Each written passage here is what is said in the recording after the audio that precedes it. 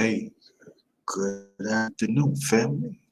Welcome to my channel, The Underrated Daughters, the number one grinder, Chef JT. Not just chefing in the kitchen, I be chefing up information. Respect my existence, respect the underrated one family assistance, respect the LDBC assistance that stands for Lions Den Boxing Community. Um, that's another family I mess. That's another family I'm down with. So check us out. That's Trill Talk on Monday, 11 a.m. in the morning, and others and everything.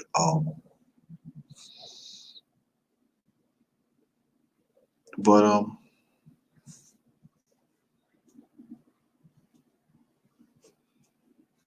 yeah, come on in, family. Hold on for 1 second, please.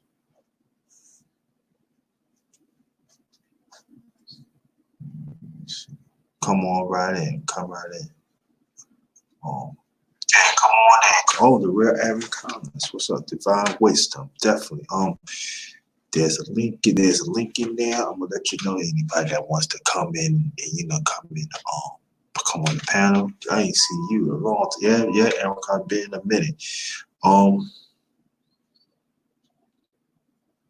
hold on, fam, hold on. The title is really a question. Why do some of us celebrate our history when it's time, but it's not often? Ivan Garcia, thank you so much.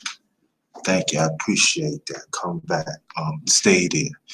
And why I asked that question is, okay, Divine Wisdom, Aaron Collins, you there. It seems that when it becomes black excellence, thank you, I appreciate Tyrone Church. It seems like when it comes to black excellence, we always see it in February.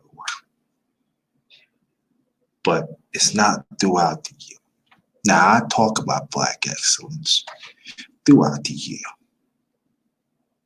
Talk about this one, that person, or the underrated music talk or boxing, whatever that I will be doing in the near future. And so I'm doing it, and I know y'all doing it in your own way too. And but anybody that want to get on the panel, let's talk about this. There's a link right in the chat. Anybody that wants to donate, thanks for the donation, Yvonne Garcia. Long time no see. Much prayers to you and your family. Like I said, the link is in the chat. Anybody want to join the panel? That'd be greatly appreciated. But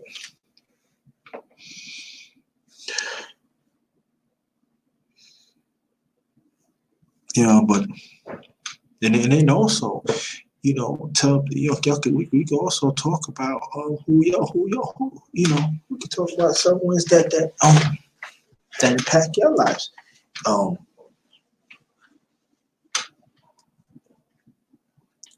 To Black history. So, but I just feel that we gotta keep it going. And it's been on my mind for a long time. I've been wanna talk about this, and I feel like I should talk it through February. And so if y'all can hear me, press 1, please. If y'all can hear me, press 1. But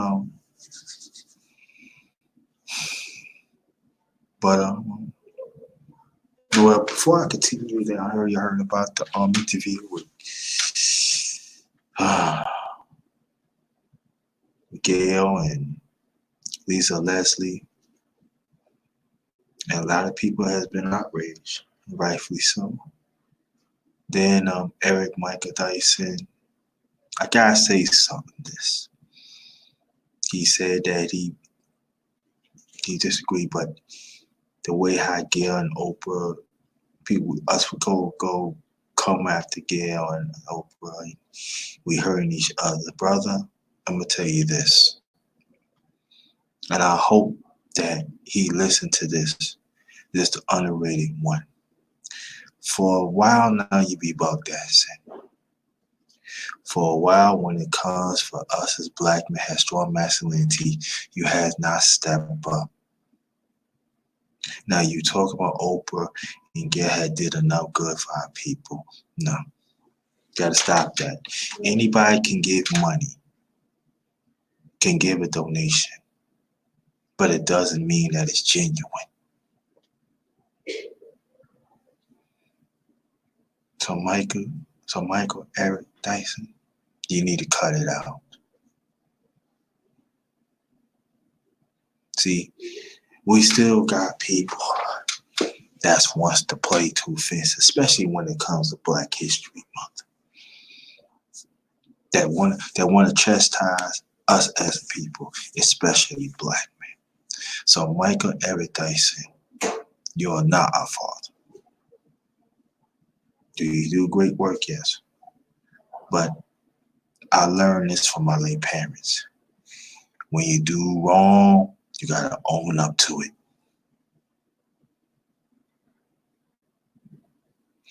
Michael Eric Dyson, I want to know, has Oprah and Gail put money in your pocket off our backs? Makes you wonder, right? Makes us wonder, right, family? So, again, thank you, Arvid Garcia, my brother, for the donation. It's greatly appreciated. And again, anybody that wants to join the panel, feel free.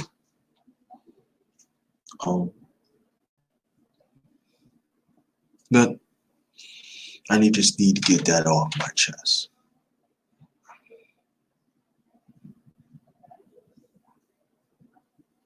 And I want us to enjoy our heroes. I really do. We are trendsetters. We have to understand it. We have to understand it too. And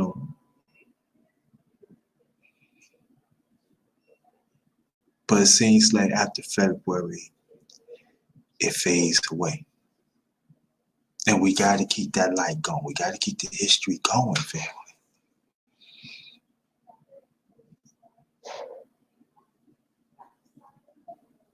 Because this is ours, you know?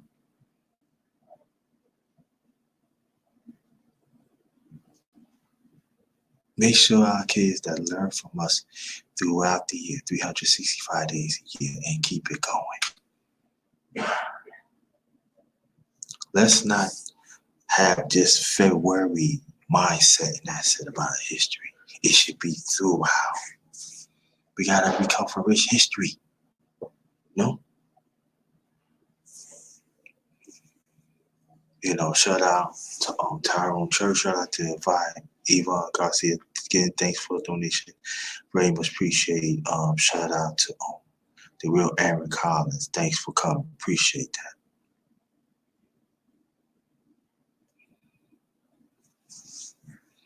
And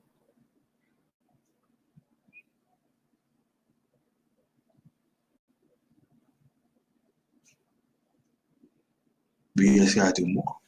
Okay? No? And even you still got ones that looks like us. You only see them really, talk about history. Oh, we salute it, but other than that, they don't.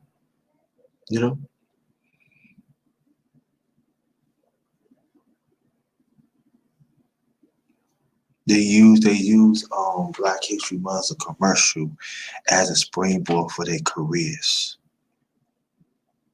Or what charity would they into? Sometimes they had charities that had nothing to do with Black history. It could be something else. No?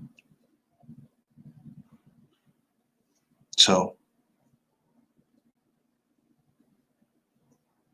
I do want to talk about that a little bit. And also, again, what is your all heroes, that y'all look up to? You know, at first I was gonna open the pen, I was just gonna do so, but I just wanna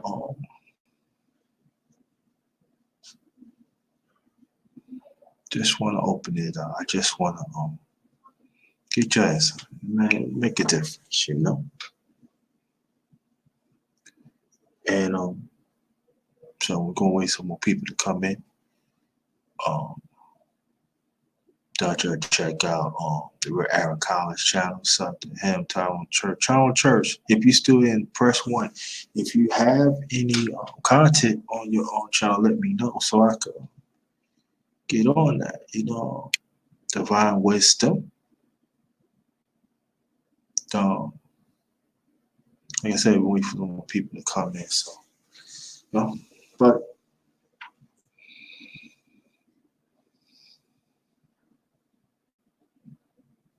and also we had others that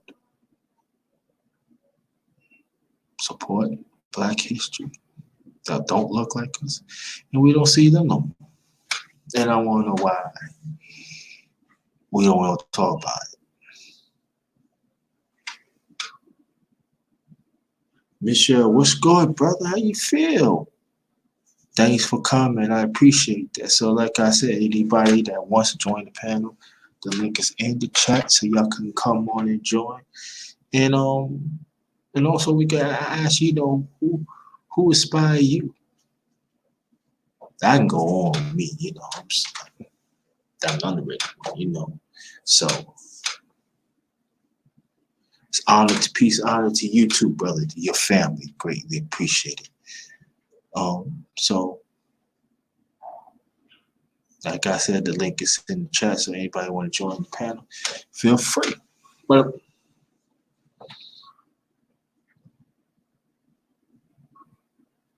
did you see the title? No. What your Oh, James J. What's good? What's good, family? How you doing? See the title. Why do some of us celebrate our history when it's time, but not often? And also, I want to open up the panel today. The link is in the chat. Who inspired y'all?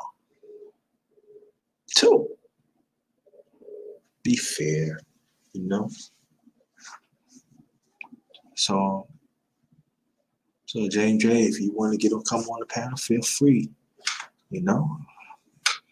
But I'm glad everybody's here. Shout out to the LDBC. James J, that's part of the LDBC. Shout out to you, brother. Thanks for coming. Thanks for everybody's coming.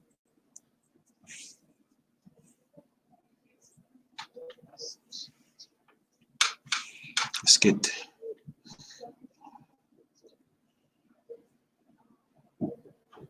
get them likes up.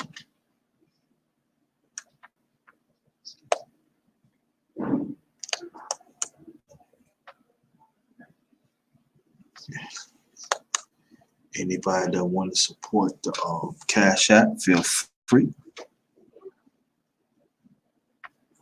See something.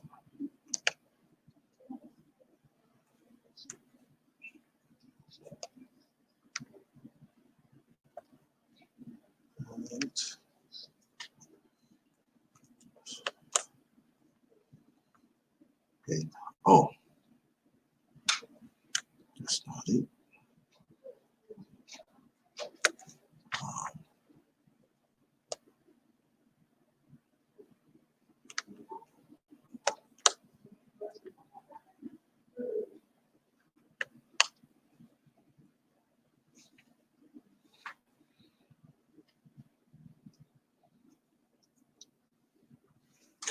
That's the link to anybody that wants to join the panel.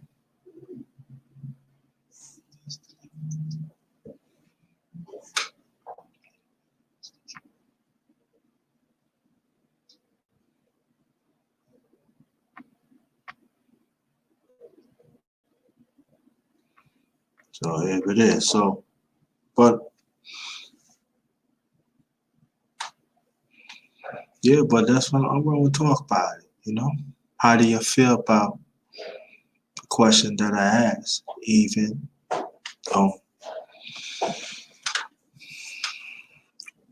what black man or black woman inspire you to be who you are?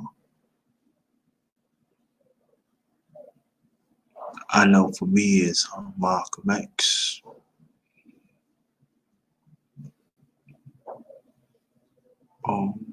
Paul. Only the wise. Hold on, brother. Let me get you. Hey, what's good? Unmute your mic. The Peace, one and the JT. hey, only the wise. Finally, I see you face to face. Huh? What's Yeah, good? What's I've been, uh, I've been trying to connect with you too. Because I've been busy, just learning about a lot of stuff from our history, our true history, actually. You yeah. know, and I have an answer to your question about who inspired me was my grandfather. You know, Who? my grandfather. Yeah. He is, What's the name? he inspired me. He taught me how to read and write. You know, Okay. school did. Hmm. Uh, but I don't say rest in peace. I say rest in power. Yeah. Because no soul rests in peace. They keep going. They transcend Yeah. or they resurrect. Yeah. Um, but it's an honor to be here. It's an honor to share my thoughts. Uh, Hmm. and I'm just connecting with a lot of people from everywhere. Cool. Appreciate that. Appreciate that. You know what I mean? So, anybody that wants to get on the panel, feel free.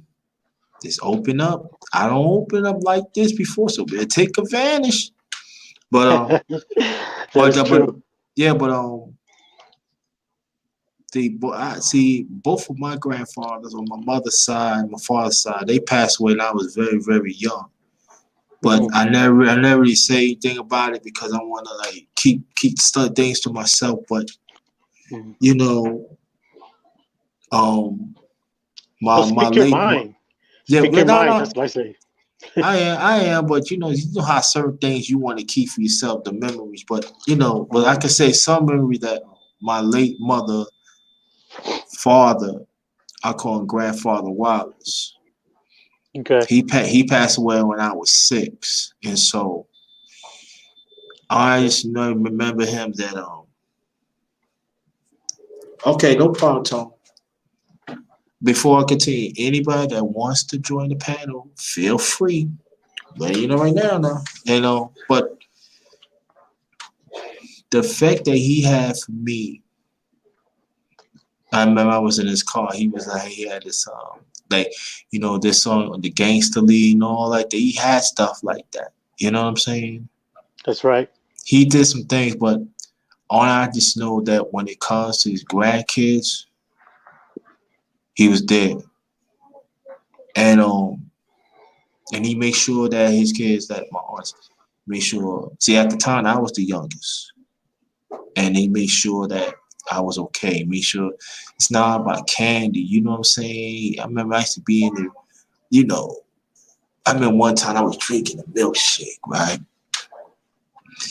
And I was in this gangster league like this, and I spilled it. I said, "I'm sorry, Grandpa." He didn't get mad. He said, "It's all right.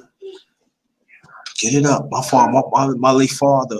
Yeah, family. I lost two of my parents, but and Me too. I lost my father going on 31 years, and I lost my mom this past August. Then after that, I lost my younger brother in October. So that's when I said late. I just want people to get the picture of it. And but get back to the story. My father, therefore I said, it's okay. He didn't mean he feel bad enough and everything. And matter of fact, him and my late father got in an argument over that. You screaming at him like that. Mhm. It's all right. You can clean up and everything. He's not grown, nothing. Like, and he said, I'm gonna get you another one. And I remember that when I was he's dropping jewels. you know, hey, stand up being a man. You know, no matter what. They have the real If wisdom, you know, the true no wisdom. matter no matter what, a friend is a friend. And what I learned from him, besides my late father, but I learned protocol of friends. If he's your friend and they know you true, they gonna stick by you. No true trial, true tribulation, in Mhm. tribulations. And he honored that. We honor like family, yo. He said, I don't care if you don't get along with the other person. You make sure family's fine. And despite, cause despite when my late grandfather and him they wasn't together no more. Cause after they had my late mother and my late aunt, you know, they wasn't together no more. He went on, you know, was with this woman. They ended up having 8 kids, eight girls and 1 boy by another woman. You know, I'm not gonna say her name, everything. That's her grandma too, but she never really like acknowledged us. So I'm not gonna really get into that. But he always throughout the years made sure we we be noticed. And it means a lot, you know. I really don't really talk about it because, you know, I wish he was here Yep. to see the man that I become to be. Yeah. Yeah. And you know, my uncle with his only son, Bud, he passed away in 2007. He, you know, throughout the time, he always made sure we good. But You know know that what I they mean? do know. They do know because they're always with us. Yeah, they was We're, with us, but see, we're when I'm trying to say, that's true what you're saying. But when I'm saying that, when I was coming up, it was like family friction. You know what I'm saying? oh yeah, that's So right. so I didn't really get a chance to really enjoy, you know, certain families, certain aunts till I got older. My older brother and my older sister done. They got through, but not me. But he always was like, nah, make sure fam find everything. And so when he left in '72, when I was 6, it hurted. You know what I mean? It hurt. I'm telling you, it hurt you. You know, Yeah.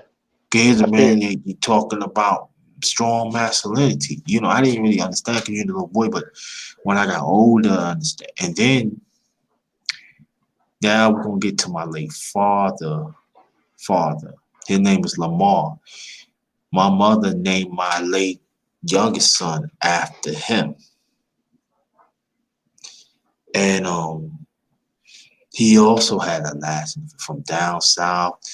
You know, kick that down south troop, you know what I'm saying? Always like he's another one that on his own way always express strong masculinity. Always like, nah, they're never just trying to fall for everything. You fight what you believe in is right. You know what I'm saying? Always fight for the ones who cannot defend themselves. You know what I mean? righteousness. That's right. You know what I mean? No matter what, even you have to do this. Gotta do that too. Hmm. Both of them. I mean, both my grandfathers. You know what I mean? Yep. And so at times that I always said that, oh, it was women that was there, yeah, but it was strong men during my life was men. It was men. You hold your own balls and you speak the truth. Yep. And it's lacking, man. It's lacking. And it wasn't all about class. It's all about help each other out. You know what I mean? Don't get Yep. me wrong. You go through brotherhood. You go through here and there because it's like that. But and do I say what things was happening when I was growing up? Yeah, it was a lot of problems. It was problems back then. Trust me. It was Of some people course. don't understand that, but The one thing as I me, well, go ahead, sorry. go ahead. The one thing I took like from my grandfather is that we need to, especially the young people nowadays, we need to connect with our elders, because once we lose that, we get lost and we don't know where we come from, you know, and they start believing what the TV tells you. You know, it's like the TV, all this media is your teacher. You know, it's the ones that's teaching you, instead of listening to your elders. Your elders are the ones who gives you the truth. You know, because they already experienced life. Hmm. You know, Yeah, that's and that true. But and that's what I'm trying to, get all these youngsters. The youngsters is the one I'm trying to focus on and try to teach mhm, them. Connect with your elders. mhm. But I think that the problem is too that the OGs and the elders is refuse to connect with the young ones. It seems like the LGs Yeah, and it goes both you see, ways. That's right. yeah, right. It seems like the OGs and the elders, they want to become young. Nah, your time, you already had that time. Now it's your time. Not tell the young ones what to do. I'm talking about the adults, but to Yeah. guide them, Yeah. to be there for support. And so for me, I just want to be there for support. Beloved, how you feel, sweetie? Thanks for coming. And OJ did it. Thanks for coming. Salute to you. And so, Piece of the chat. Piece of the peace chat to the room. peace to the chat. So for me, I just want to be there and to assist wherever I can. And I think that that part of the OGs and the elders is really, really lacking. So when you have younger brothers that lash out, you can't get mad because you're not giving the guidance. See, Yeah. Hmm. as for me, I could talk like that because to somewhat it happened to me too. Yeah. But by the backings of my late grandfathers, I understood of certain elements that's really happened. And I'm talking for our community. I understand that. I understand of certain things of this oppressed system has put. So I understand that. Yeah. Now, there are some younger brothers that should need to show respect. Yes, I totally agree on that. Yeah. But at the same time, the OGs and the elders. Oh yeah, and I did a series of the OGs and elders too. Y'all could check that out throughout my channel too. Yeah. I watched It's them. I watched huh? them. I watched Oh, them. okay. Okay, Yeah. then you don't talk. Oh, okay. Oh, that's Yeah. why you brought it. Oh, okay. Yeah, Yeah. I. So, but see, Yeah. that's the prop. That's the point. And so Hmm. when they come, they lash out and everything. Gotta understand, man. Yeah. See, You have we're to not, understand. we're not, we gotta start responding like they respond. As we men, as we're getting older, we gotta be that example. You know, we gotta show that to the youngsters. Because I'm in my 40s. And I'm not getting any younger. And I've been there. I've been that youngster that lash out and be disrespectful. You know, but Man, I'm pulling 54 though, yeah, and I feel it. But why I talk about this? But anybody that wants to join the panel, feel free. The link is in the chat, and also who inspired you. This is Black History Month, so let's stick to Black History Month. Like I said, so we mean only the wise. Finally, I see them in face. And I want to say thank you for your continued support and at times the donations. I really appreciate that, brother. Appreciate that. we gotta help all of us. We're all in the same boat. You know, we're all brothers. And we're in the same system. We're being we're in the same boat that we're being oppressed. Everybody's affected. It's not about the color. It's about the has and the has nots. It's about classes. You know, we got to get over that. We're all brothers. We all bleed the same way. We all bleed red blood. You know what I mean?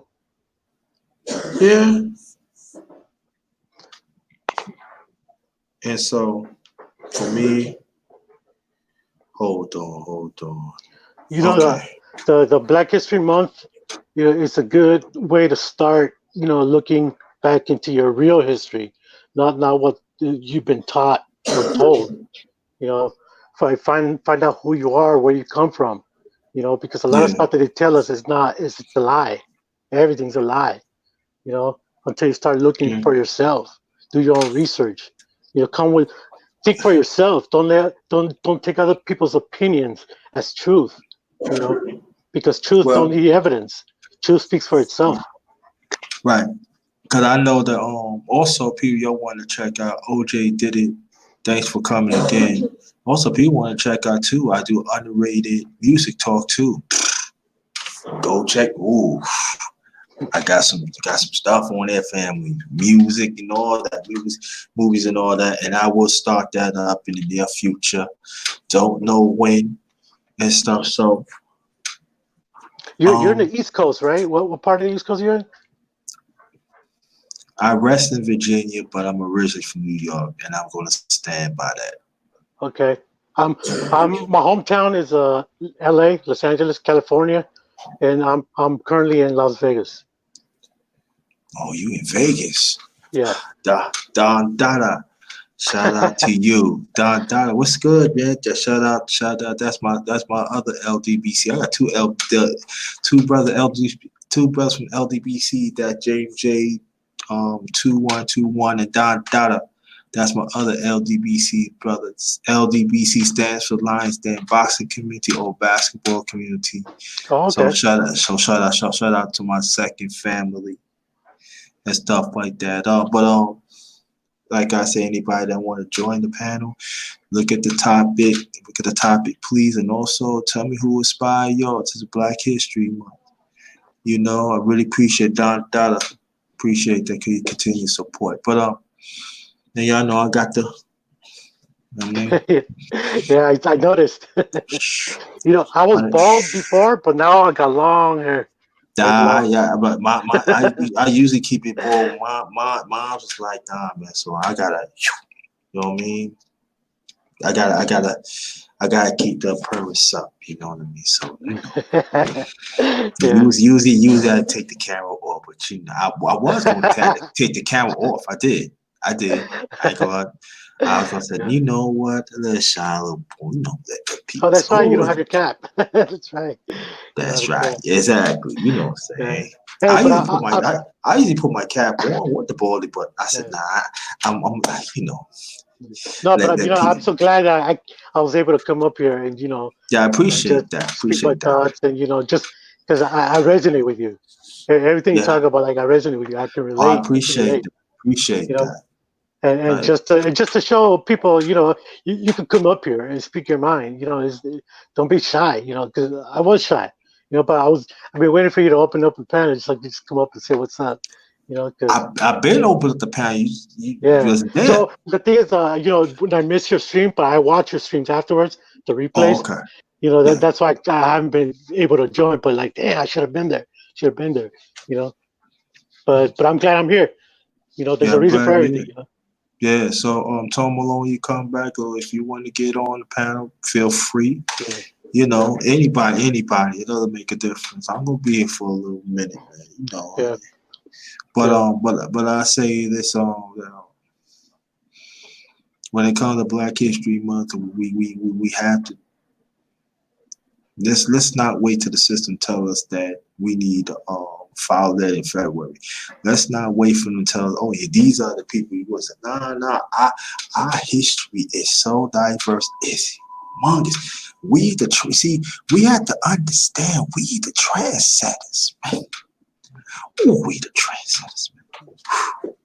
And the Your stuff, but Black history, my history, it's the same. It's the same history. mm-mm-mm. Yeah, it's crazy, and I'm glad Don Dada talk come here too, because really LWC we talk about boxing, but we do talk about other things too.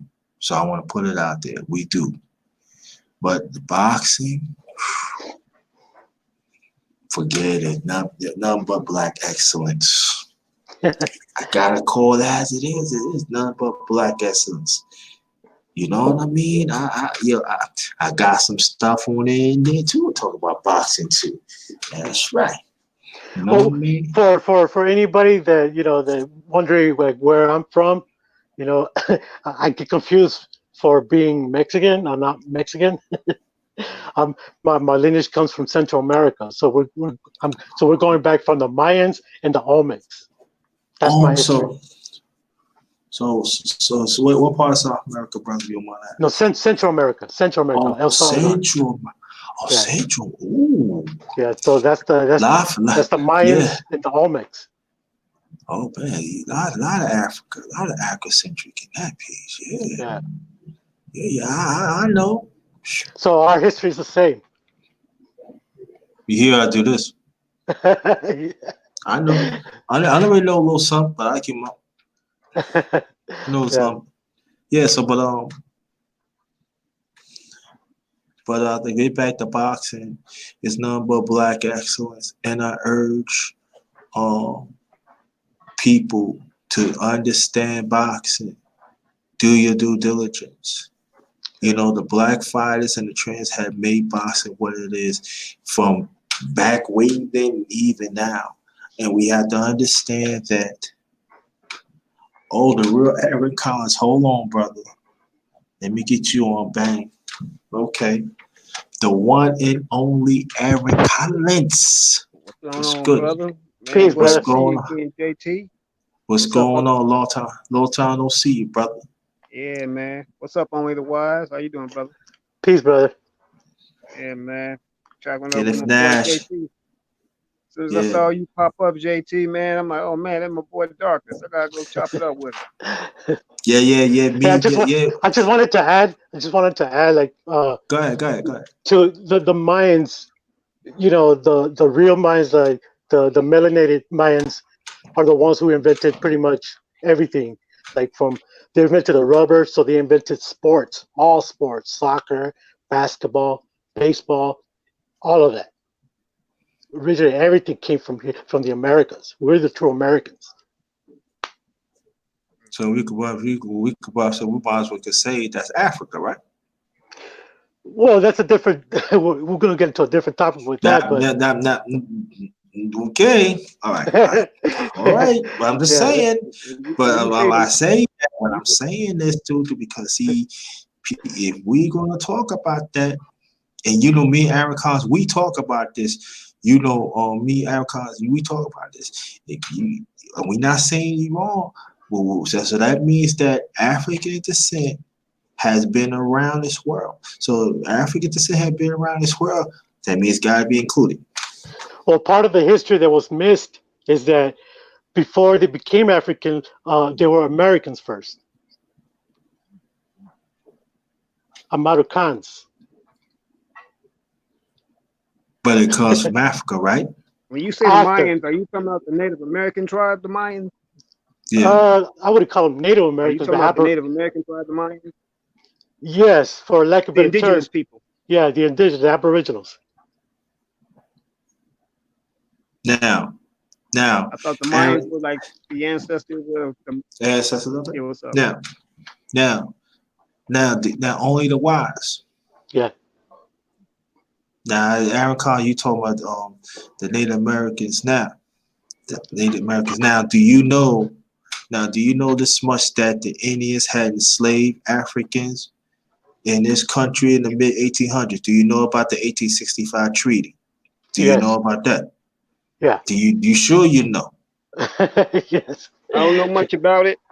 I don't know much about it, but I have heard that there have been some indigenous tribes that have enslaved It Africans. So was. I did hear yeah. about It that. was. It was. I did a story on that like 2 years ago. It was late. I mean, mid morning. I did a story about that. That's what Dr. Claude Anderson was talking about, like the 1865 treaty. I always tell people all the time, look into that, please. But that is the missing part of the treaty. And then when you go into the 1930s and talk about the $5 Indians and stuff like that, the white Indians Right. was pushing that. So That that's that's where why. the term Native American came from. The $5 Indians. Right. Yeah, Kenneth Nash, yeah, I hear you. But see, this is see, and you know, Aaron Collins, you know, we talk and everything. See, these are the things when they talk about Black history, they don't want to talk about stuff. And even like you got some people that don't look like us, when they enslave us, they don't want to talk about that. They want to keep it commercial. They want to throw donations here and there. No, no, no, no. You don't have no right to talk about anything that deals with African descent if you enslave us. And the sad thing about it, and I'm gonna get back on the subject, I need to say this.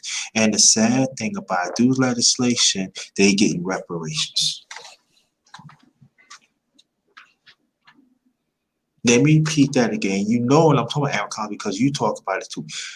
Every nationality had enslaved us to serve all throughout the world.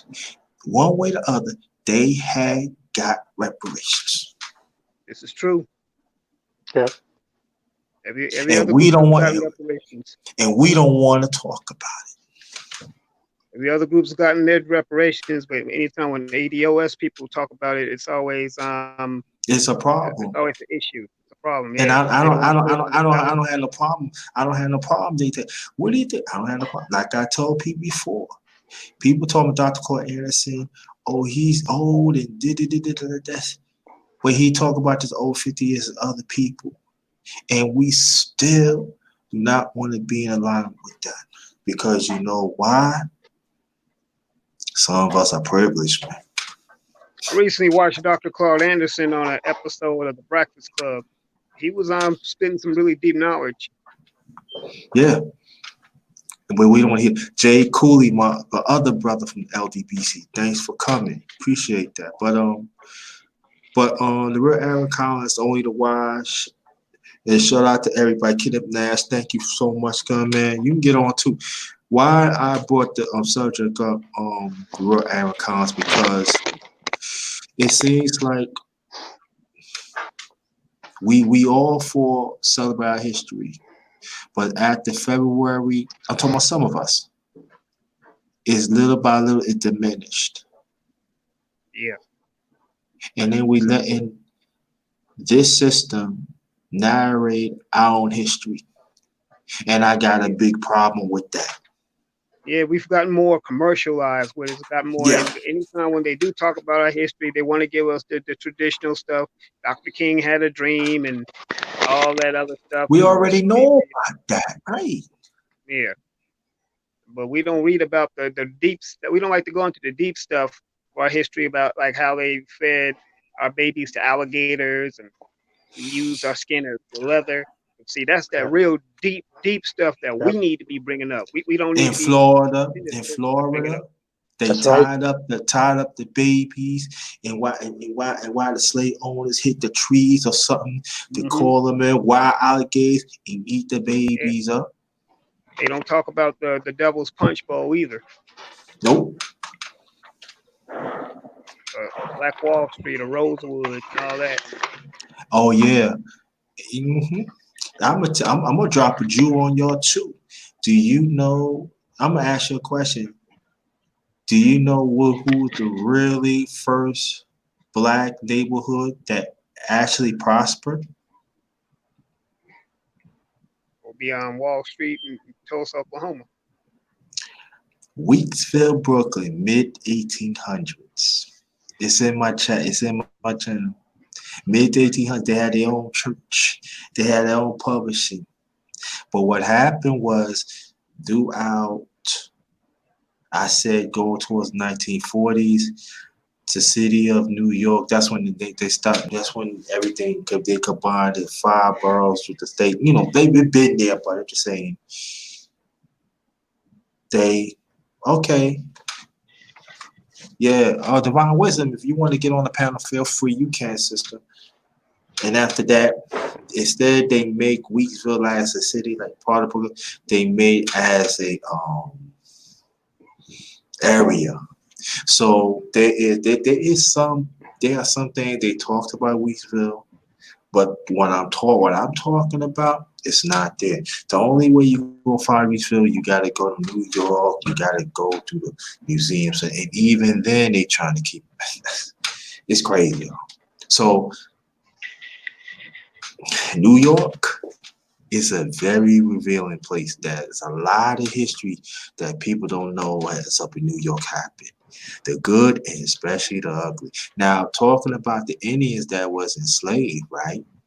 They also enslaved Indians in Long Island, New York. But you don't hear nothing from that. That Civil War is talking about that, right? Fort Greene Park in Brooklyn. A lot of soldiers was born underneath. Was killed underneath. They buried underneath. That's why you see here. Look at Fort Greene Park. See, people be like, oh, I know stuff. I say I know everything. I know stuff. So we gotta understand. Eric Carr said we gotta know about stuff like that.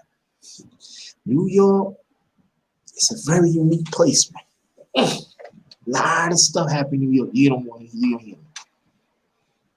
One of these days, I'm Like, gonna have to go visit New York. I got family in Manhattan, but it's a very historical city. A lot of people don't know that New York was actually named after okay, York, England.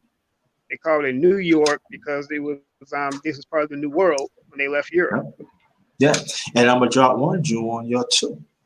That I know other people say it too, even the people here. You know Central Park, right? That used to be Seneca Village where our people was living there. The city of New York had threw them out. That's it became Central Park. Yes, I think Central Park New was York like is an island, right? colony. Huh? New York is an island, right? No, it's a state. But isn't it surrounded by water? Some, but it's a state. Manhattan is an island. Staten Island is an island, but all that consists a state. That's part of the five boroughs. It's all the Right. five boroughs. It's a state now, but I'm saying it's considered an island. I've It's never an been to New York a it's day an in my island, life. but it's still five boroughs. I never been to New York City a day in my life, but I'm gonna visit one day. I know on the other side of the bridge, is Brooklyn, right? On the other side of Manhattan. Yes. But it depends. It depends which way you go. If you go from Manhattan, if you take the Manhattan Bridge, no, you take the Manhattan Bridge, Brooklyn Bridge, and Waynesboro. Yeah, yeah, you can say all is connected. It depends what part of Brooklyn you want to go to. But you got the Waynesboro Bridge, you got the Manhattan Bridge, you got the Brooklyn Bridge, all up connected from Manhattan to Brooklyn. But it depends what part of Brooklyn you go from. The Victor Verrazano Bridge, connect from Staten Island to Brooklyn. There are a few more bridges little bridges tiny bridges, like you got the Triborough Bridge that connect from Queens into Bronx and stuff like that. Like three boroughs, right? Triborough Bridge that connect to Randall's Island and other islands too. Yep. Hey, Darkness, aren't you from Bushwick, right? What part of Brooklyn? Aren't you from Bushwick? Brownsville. Brownsville, okay. Because I know there's Bushwick, Red Hook, and Flatbush. Yes. All is not together. So But it's all Brooklyn though. It's all all Brooklyn. It's all Brooklyn. Hey, JT, I gotta run. I gotta hop off. Okay. But thank you for having me. Exactly. To build, and we'll continue to build. Next time, okay? Okay. Hey, peace, Harry. Peace to the chat. All right. Okay. All right. Take it easy, guys. Only for the wise. So we got me and the real Eric Collins in here. The only reason why I remember Red Hook was when the Snoop Dogg and the Dog Pound their trailer got shot up doing that East Coast West Coast stuff. They did that video New York. Yo, I'm telling y'all right now, I'm rich from Brooklyn. You don't want to get caught up in Red Hook because it's one way in and one way out. You don't get it. Red Hook, I know. I used to play ball out there. Yo, JT, man, you gotta leave. What? Come on, my side. I'm telling y'all, one way in, one way out. But Brooklyn is a unique place too. Back in the 40s, to be a lot of movie stars used to live in Brooklyn too. Now, people talking about Harlem Renaissance every day. That's true too. Brooklyn got a rich city too.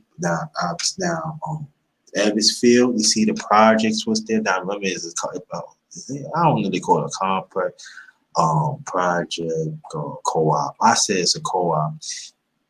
Evansville used to be a field. The same Evansville that you see, that's what Evansville used to be at. And that's when the Brooklyn Dodgers. That's when um the late great Jackie Robinson played at. Brooklyn got Yeah, Brooklyn.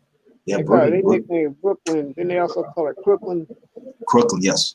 Yeah, Crooks, yeah, crazy, yeah. And Yeah, so, yeah, and so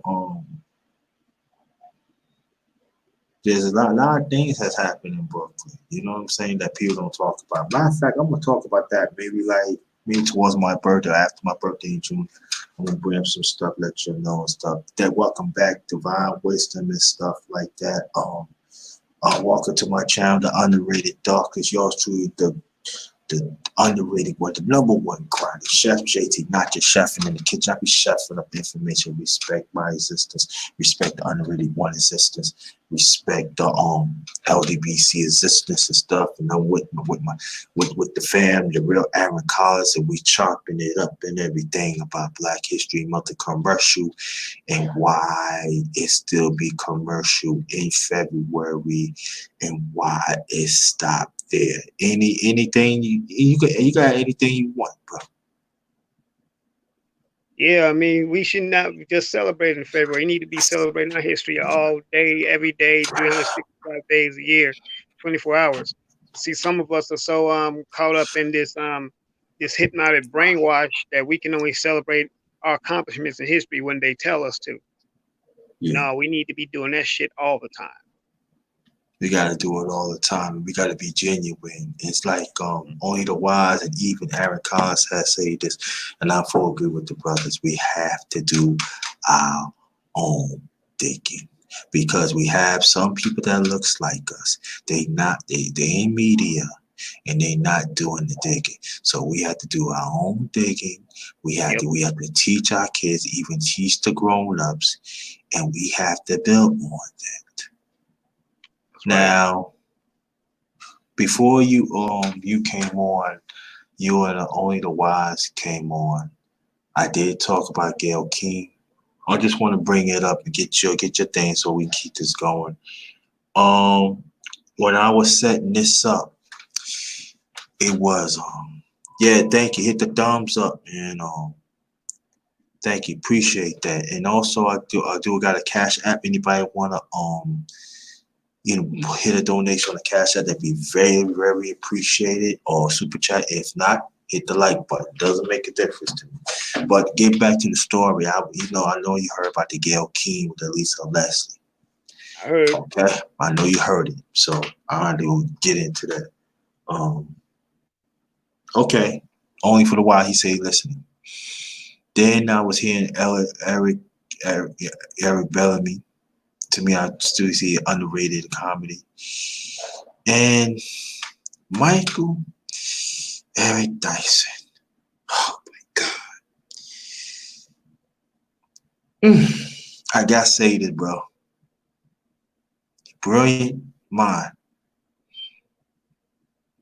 But this one, he's out of pocket. He got the nerve to defend Gail and Oprah. He did more. He only got the nerve to say, he said they did more good for our community. He gives them. Well, let me explain something. And I gotta say this, and I want people in the chat and outside hear this. Real Aaron Collins, if you know the underrated darkness ain't shit, and I come to your channel and I drop a donation to you, do it sound like I'm genuine, but despite I treat you like shit? No. Thank you very much. If you ever hear that, that's what I get from me. I don't care how much HBUs that Oprah give. I don't care what Gayle King give like that. For a long time, it has been against black men for a very, very long time. Yeah, they've been saying that too. That Gayle King and Oprah just have this They be vendetta doing it, against but they black be men. doing it for right. They be doing it for a long time, bro. And I said, look, we gotta stop going against each other. Yes, yes, divine wisdom. Yes. So I kind of expect for certain black women to say that. Most I expect to a brother like that. But the Michael Eric Dyson, you defended toxic feminine. Yep. I got a problem with that. And you need to be checked on it. Matter of fact, it was my fault. I should have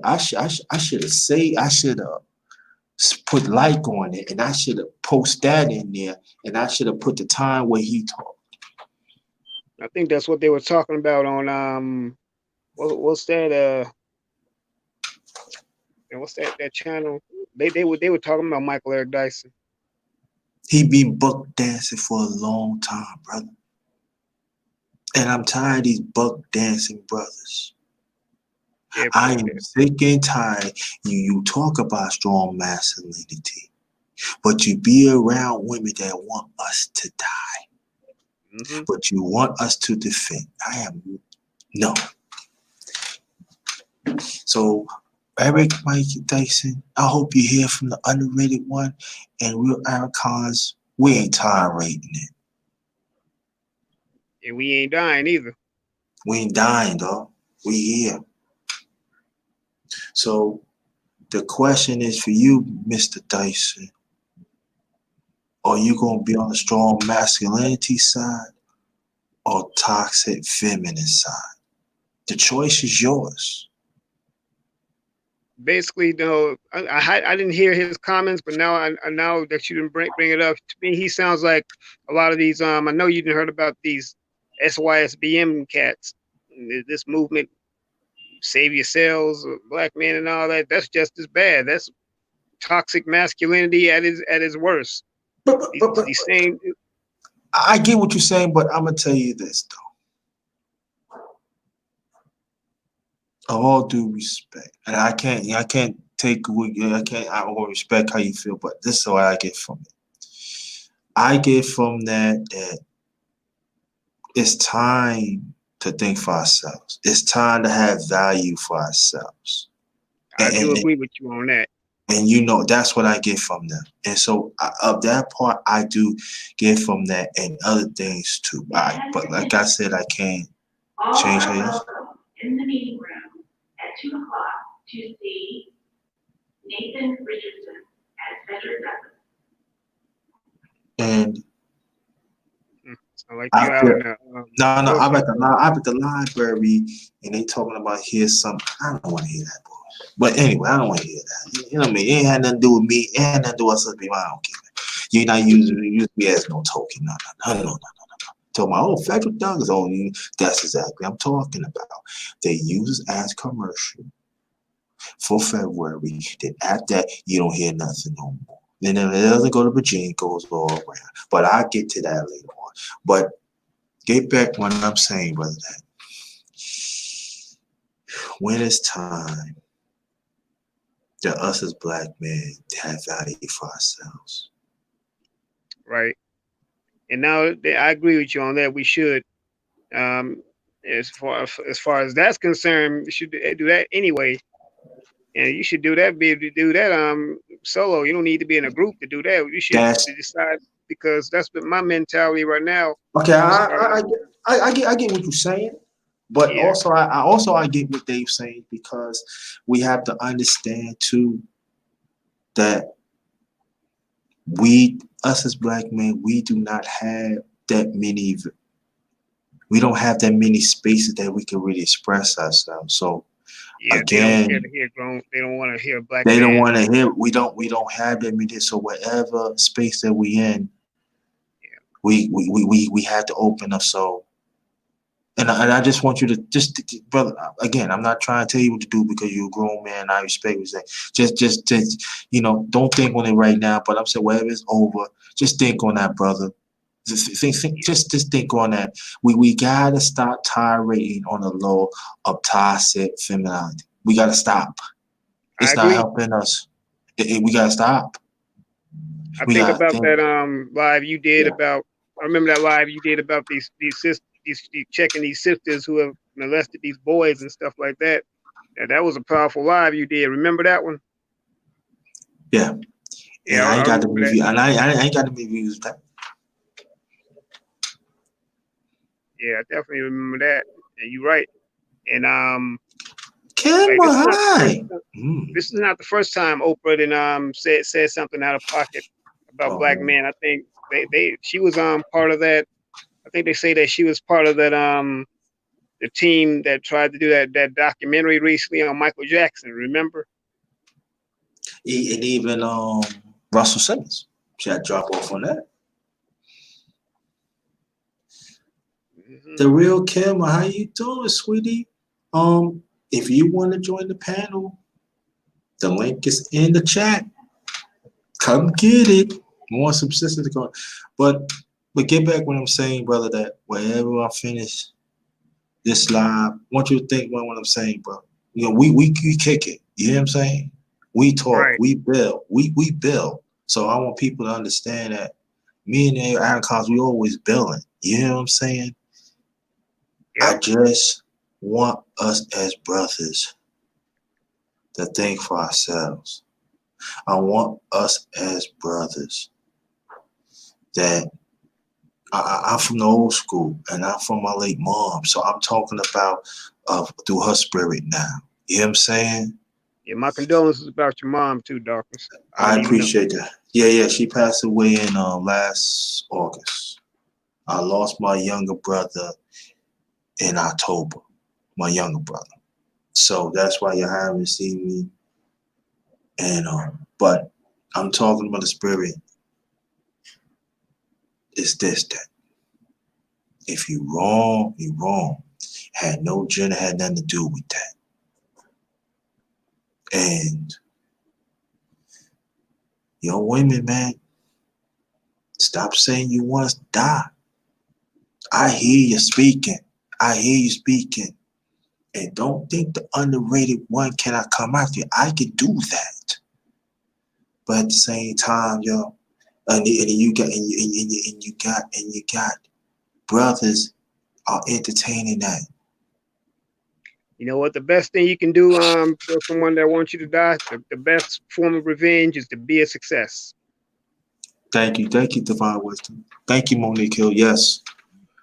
And it's gotta be more sisters like Monique Hill and Divine Wisdom speak up. They need help.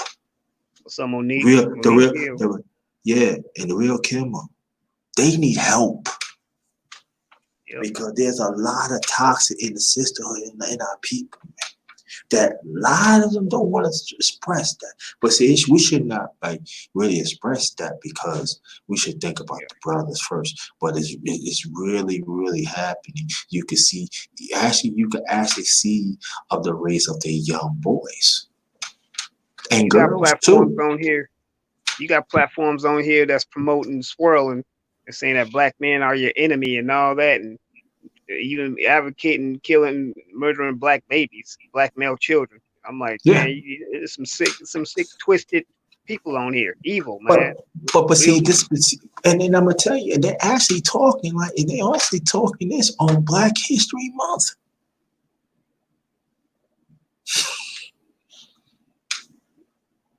I ain't lying, family. Erica, you heard it yourself Mm-hmm. on Black History Month. So, and also, brothers, we gotta do better. I want me to. We gotta do better. We gotta do better. I want me to. So I'm gonna throw it out there. But I will say this: that there's a lot of black men is taking care of families. Mm-hmm. That is not being mentioned. Have been cleaned up men. Okay, has made a great contribution to our people. that is not being mentioned. And understand this, that they meant to doing this. So when you got the Gayle Kings and you got the Oprahs, you have to understand that they not on what else. They working for the devil. And then when I talk about the devil, I'm talking about the oppressed system. They eating off them. So that's all. And I'm not gonna say that's all they know. But get back to Eric Dyson. Brother, you've been out of pocket for a long time. Oh, he was on You Thought had not. Crimes. Yeah, they had him on Thought Crimes. They were talking about him on Thought Crimes. Come on, brother. If you talk about strong masculinity, talk about strong male masculinity. Talk about this continuation that they want black men to die, little black boys to die. If you say you're about strong masculinity, own up to your own balls. Yep. Or shut up. Or shut up.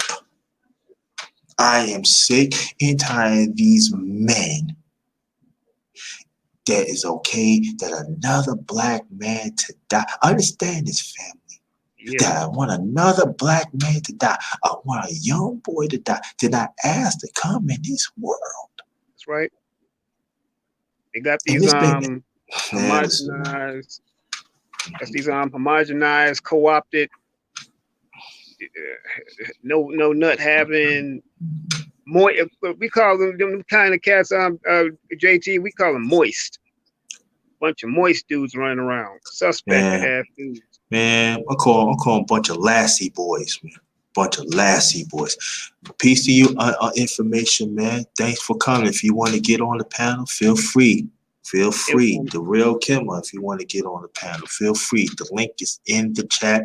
Do not be afraid. We talking about different things, but it deals with Black history. It irks me when I hear stuff like that. And then when we talk about issues that we're talking about right now,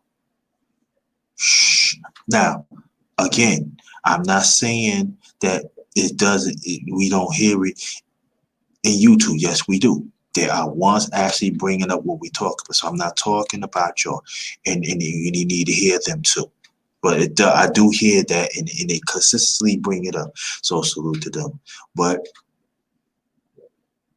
stop. If you don't love us, leave us alone. Stop using us as a commercial pawn. And you know what? The interesting thing about that underrated, that these same chicks, right, that want us to die, the minute something jump off, they want to run us for protection. How come you ain't protecting me? Shit, you want me to die? Why should I want to protect someone that want me to die? And also, I'm going to say this to these brothers. When these brothers was raised, and I'm not knocking single parents. Again, I'm not single parents. It be some of these brothers be raised by single parents. They be having the same mindset that these women had toxic femininity too. Mm-hmm. They need to get called out too. See how it is, family? I'm fair. Anything that deals the destruction of black man or black woman needs to go. But we're gonna stick to brothers because anything, see, people have to understand this. Anything that deal with homosexuality is breaking up the family. Psychologically, whatever you name it, to me, it goes so black and black woman, it breaks it up. That's part of the devil's plan, family. Mm-hmm. And we don't want to talk about it because LG, whatever they call themselves. They want to silence us. They want to suppress us. And we already know society been wanting to suppress the pain that black men have. They don't want to hear our pain. They don't want to hear nothing. And you was right about what you said. We don't have very many safe spaces for us to go to begin with. And at the same time, too, I got to bring this up too, as brothers, we got to stop putting class of different black men. Yep. We have to learn to reach out. Each black man has something to bring to the table to connect to the brotherhood. Right. We have to understand that, brothers. Because the sisters is looking, our sisters, our women is looking at us too. And sometimes they see certain things and they don't respect us that too. So what we have to do is stop taking certain snipes at what other brothers is saying. But understand, listen to everything what he's saying, and you never know. That brother probably say the same thing, but maybe in a different way. That brother probably go through the same thing, but a different time. But it's still the same. So we have to understand that class gets in the way. Money gets in the way. Prestige get in the way. Privilege get in the way. And we gotta talk. I talk about this, brother, too. You talk about it too. And that is, we don't like talking about it. Because you know why? I got mine. I don't need you. I give you a case in point. A while back, I just said hi to this young lady. Just a while back. I said hi to this young lady. Underrated, why are you trying to kick it to her? Trying to say hi to her. Man, you can hide that dog. I'm very secure of myself. I ain't mean to brag and nothing. Hey, you know, what Underrated put his mind to it, you know. I ain't get a woman to listen to me, you know what I'm saying? Be with me, you know what I'm saying? But it ain't all about me. I'm just saying, though. That's how these brothers are thirsty, man. They like, I can get this and that. And sometimes these brothers be already in a relationship and even married. So that means that you're not sure yourself. You're not sure in that commitment.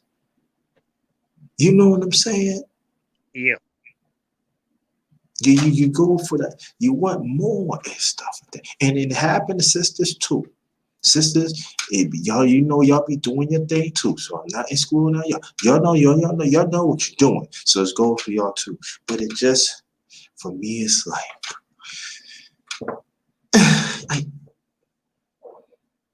I'm gonna talk to this person because that person on my level. I'm not gonna deal with that person because that person works for the plantation or that person don't get. How do you know that? Do you take time to talk to that brother? Do you take time what his flight is? Do you understand how really this oppressed system really works? Do you understand how this oppressive really works? They're going to give some money to some of us, and the rest of us, we have to find our own. Are we willing, whatever opportunities that we, give for ourselves and our family, are we willing? Now, I'm not saying some ain't doing it because some is doing it, but it's still not Here's what enough. I found. You know? And we have to understand that it's not over. Yeah. It's not over, family. The brotherhood is all-time low. The sisterhood and our people is all-time. Well, I can't talk to sisterhood because I'm not a woman. But the relationship is an all-time low. We don't like each other. Yep, that's true. We're so quick to go in on each other for the slightest at the slightest infraction, and yet when it comes to this society, this mainstream society, we give them a pass. That's not right either. Yeah. And so that's why I am what I am. You know? Yep. And so we had to find a way. And I'm talking about the good brothers and the good men and the good women in our people. We have to find a way to bridge the gap. Information, man, if you want to get on, you can get on. The link is in the chat, so you can get on. I appreciate that. Like, if I had more money than you, Eric Collins, if I got a business, I shouldn't look down on you, because you could bring something to the table, too. Right. I could offer something to you. And maybe it probably take longer to get it. You know what I'm saying? Yep. It just for me, man, our viewpoints at times is being lost. And we play right in this oppressed system hands. We don't think we do, because we do. We got it. They not gonna be together. So let's give them some more stuff so they can be further divided. That's how that was their whole plan the whole time, divide and conquer. And that's what they do, divide and conquer of Black History Month. They want to give us what we should celebrate. Nah, you don't get to tell me what I should celebrate. But what we should do at Black History Month, we should celebrate each other's existence. That's what we should do. And our ancestors that set the tone, the famous and the not so famous ones. Every day I said every day is on Black History. Be making it every single day. You know what is crazy? You talk about the ancestors an hour ago, Aaron Collins, and almost a month and a half apart. Wow. Give me, family, give me a few seconds. My late mother's an ancestor, and my youngest brother's an ancestor.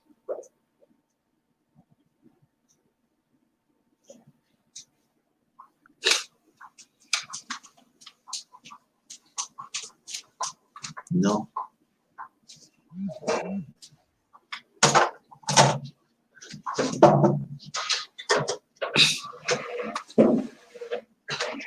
That's why I got to keep on doing the work, you know? You there, Aaron Collins? I'm still here. Yeah, I'm listening to you. Oh, okay. Yeah, I'm still here. So I still But you're got absolutely right. I gotta push on. There's people I'm telling you, that's under me. Why you going? You need time. Yeah, I know I got time. I'm taking 1 minute at a time, but I gotta do the work. You know, I gotta be here. You know what I'm saying? I gotta be here. I gotta be here. I gotta be other places. And I have to understand that I gotta carry on what our ancestors had left. Right. And whatever I can bring, I just bring. Yep. I got people I gotta help. I got actually people that respect my existence and I respect theirs. So of this Black History Month for me, oh, no doubt, I always keep the foot on their neck, but you know, some don't understand that, but I do it my own way. You know what I'm saying? I keep foot on their neck, pressing neck. You see, and we understand this too, because we talk about this too, Aaron, because sometimes you gotta do things underground too. You cannot let the president know everything, man. And we gotta align with the one that is one to not say nothing. Yeah, everything don't need to be seen. And like I wanted to add this too. We can be so busy fighting white supremacy that we forget about the BS within our own. We can't let that go unchecked either. And like you mentioned with Michael Eric Dyson, yeah, that needs to be checked instantly. Quick. We need to check ourselves, man. A lot of us don't want to get checked ourselves because we be down with the BS for a long time. And that's why a lot of times, that's why we ain't really in a position to fight no white supremacist system, because we ain't even together when it comes to dealing with our own stuff. No. And so today I know we talk about different things, but it got something to do with Black History Month and our history and stuff. But let's let this oppressed system tell us who we need to be. That's right. Let's stop it. And it goes for Black men and Black women. Let's understand that we gotta impact our families again. We gotta discipline our kids again. Black men and Black women, we gotta sit down and settle our problems. What's up, D Hodge? That's my other LDBC brother. And to understand that, and I'm talking to Black men too. When you got some Black men that they said that we need control our own conversation, let's control our own conversation. Let's not give them backlash. Because for a long time, this oppressed system had sad thing about it, had some Black men clouded in their mind. They figured they don't have a place. And that's why you see a lot of buck dancing all around, because they're eating too many of these devil chicken and turkey dinners, and they get caught up in everything. But one thing I know is about this oppressed system of us that we gotta understand: when they finish with you, they done. So Dyson, you better cut it out now. You better cut it out, because your expiration date is coming. And I'm just saying, do not come back to us. We don't want you. Especially, we don't need you. And See, that's what happens when they start buck dancing, and when they finally get their card pulled, when they get called to the carpet, they can't handle it. They start to realize that they weren't in as they didn't get the golden pass like they thought they got. They found out that, oh, they were just using me. Oh, welcome, information man. Hey, how y'all brothers doing? What's going on, info man? Hey, man. What's going on? All right. Yeah, I'm doing a couple of things myself today, and Black History Month. There's so many things that we need to get right, brothers, as we go into this thing we call Black History Month. We gotta ask ourselves about accountability. How are we treating each other as Black people? How are we respecting each other as Black men and Black women? You know, we celebrate this thing called Black History Month, while at the same time we're so nasty to each other.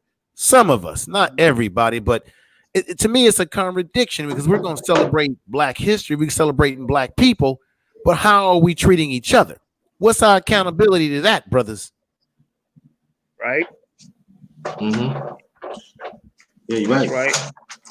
Hey, info man, I don't know if you heard me before, but I was saying this to Underrated Darkness, that first of all, why are we just celebrating one month in a year when we got 365 days, 7 days a week, 24 hours a day?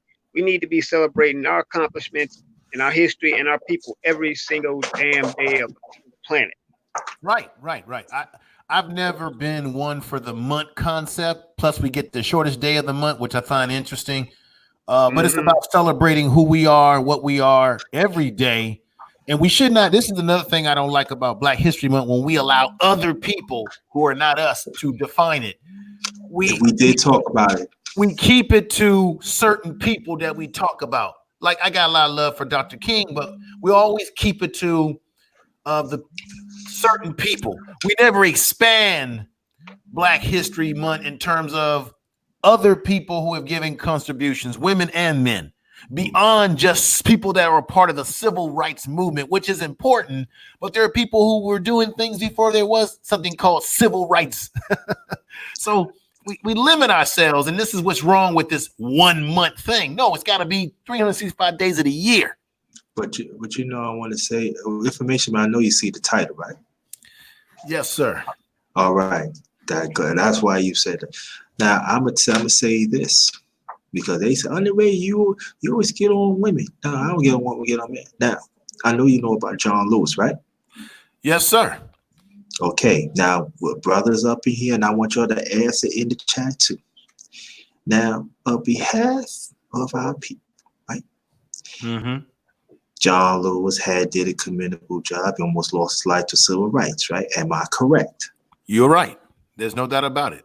Okay. After that, he had been a long time congressman in Georgia. Am I correct? Correcto Mendo. Yes. Okay. Now there's a lot of now was part of that Patriot Act in the 1990s to get us more locked up as a people. He was in Congress then. Am I right? That's right. Yes, you're right. Got to be honest. That's right. So safe to say, right? We in Black History Month, right? Right. Okay. Now, people, I want you to connect the dots in the chat too. I want you to understand what I'm saying. Hey, can you brothers still hear me? Yeah, we can hear you. We can hear you. I could barely hear you all now.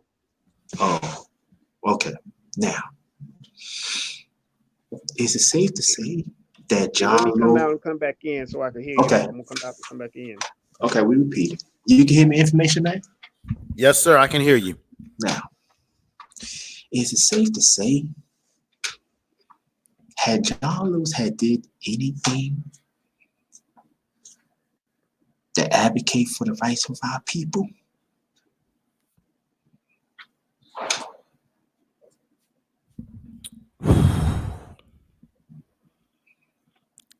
I'm a person that I'm a what have you done for me lately?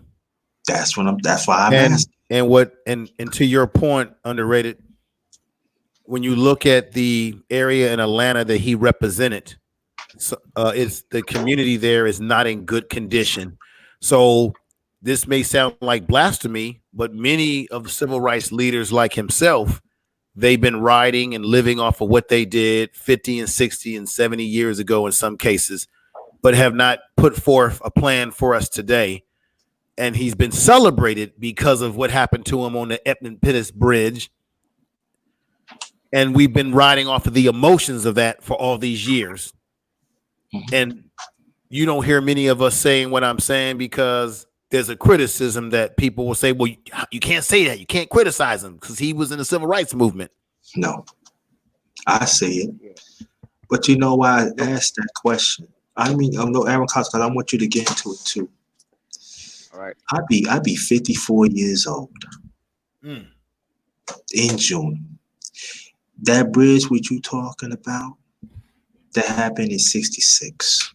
Mm. Okay. Another thing that happens in 66, the Kwanzaa, Mm-hmm. that hasn't happened. The Black Panther happened in 66. But the two things that's really happened, we do celebrate Kwanzaa, and the ones who still celebrate, I think one of them passed away, but other one, I don't know. But the Black Panthers has stepped up for our people for a while, but you know, we already know what happened. You know what happened with the government, that we ain't gonna get into that. 54 years.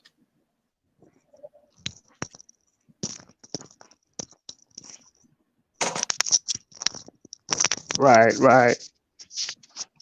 Yep. Family, understand And what I'm saying? Mm-mm.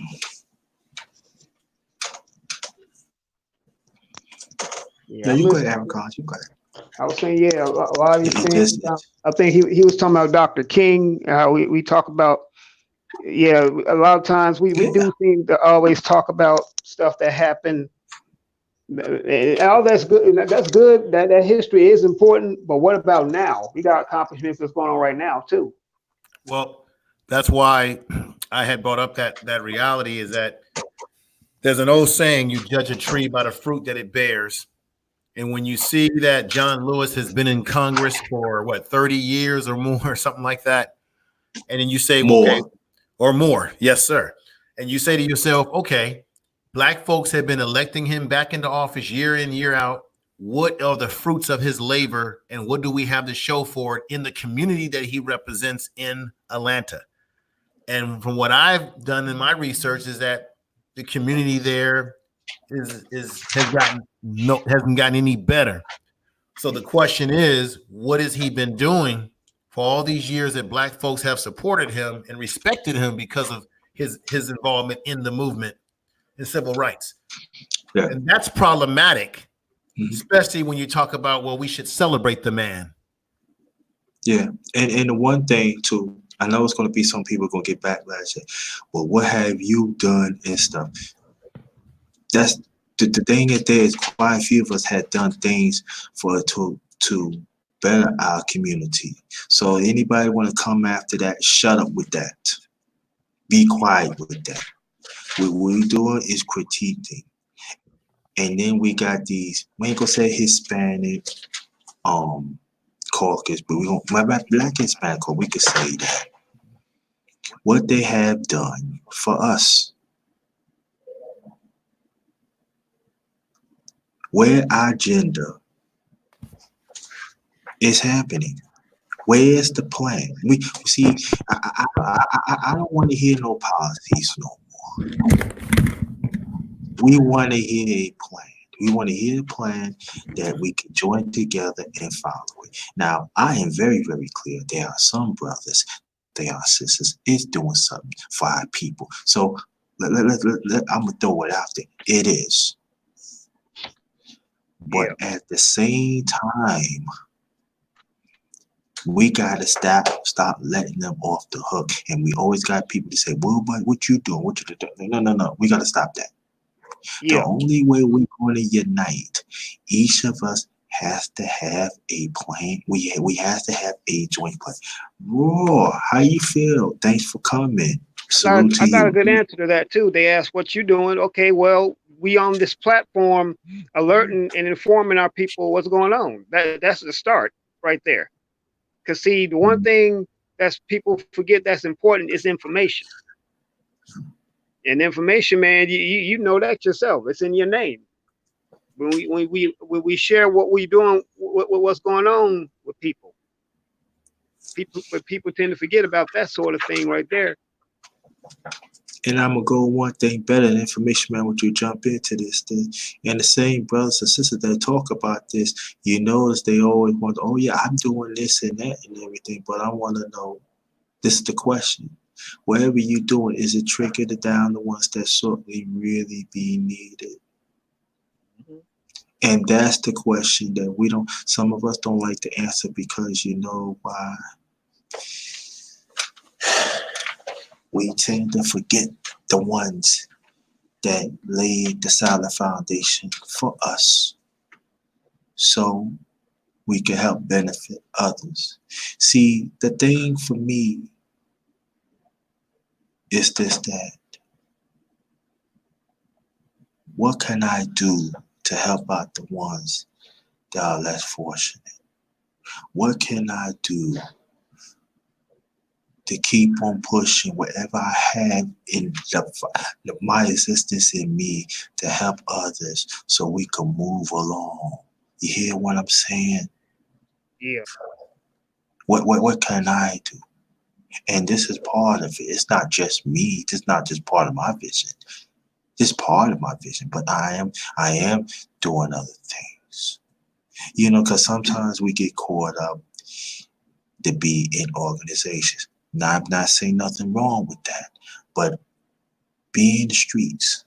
Do you talk to little kids? Do you talk to grown-ups? Listen, man, you can't walk down this way. Like what I do. I tell little kids all the time, do you have the vacation on you? No, you need to have the vacation because the cops can stop you and they can do whatever they can. I said, when you go out, do you call your mother and father where you at? Or legal guardian? Do you know where your kids is going? Right. But I do it. And don't ask and don't ask for nothing back, because you know why? Because I'm serving our people. Because it's not about the underrated one. Yep. It's not about me. No, we don't. And I'm guilty of this too. One thing about us as a people, and this is something that's really hard to overlook, is that we are too reactive and not proactive enough. We need to start getting more proactive as a people when things happen. I mean, we've been for too long doing things, getting outraged after the fact when something goes on, when we could prevent it. But you know that we've been, Brother Aaron, we are reactive as a people because we have never in this country been in a position of playing offense. We've always been in defense mode. And for those of you, I know you're a religious brother, you're Christian, there's nothing wrong with that. But religion also plays on the emotions. If you were raised Baptist or the preacher. So we've always have been conditioned culturally to operate in a mode of emotions. We get emotional over our belief in God, over Jesus. We get emotional over our childhood. So we've always, you know why we're like that? Because I would argue to say that a lot of us have never been allowed to heal emotionally through all the trauma and bullshit that we've had to deal with. And then it's passed on down from even our family members who had trauma. And they're the ones raising us, and we take in that trauma as a people generationally. So we're always operating in emotional mode. I don't know what y'all think about that, but that's my diagnosis to it. That actually makes sense to what you said too, Info Man. That does actually make a lot of sense. I mean, because I get what you're saying too. It's like we've been offended for so long that any little thing that happens to us, because of the sensitivity that we have, we just take it all in and don't really know how to deal with it. And you know where that comes from? If our parents didn't know how to deal with their emotions, then that is translated to us because they're the ones that's raising us. Just like when a young man is raised by a mother without a father figure in the household. Well, you're going to take in these emotional energies that your mother puts out. That's the energy that you're getting when you do not have a father. And if you have a father who is emotional as well, then you're going to learn from an emotional man as well as a woman. And I think that Black people have never been able to really operate, as I said, on offense. We're always on defense. We're always saying someone did this to us. When are we going to start playing offense? But to play offense, we must heal first emotionally with the pain that some of us have not been willing to deal with. And I've talked about it on my program before. Stuff, and JT has talked about it, stuff like mental health. We're in denial of our own mental health issues, brother. Yeah. I've talked about mental health before. And you too, yes. And you know what? We've never been really allowed to actually have closure. We've been never allowed to actually express ourselves emotionally. Well, the church, for example, the church historically was a place that allowed Black people to let off some of that steam on a spiritual level. The church, you can make an argument, has been that for us. But at the same time,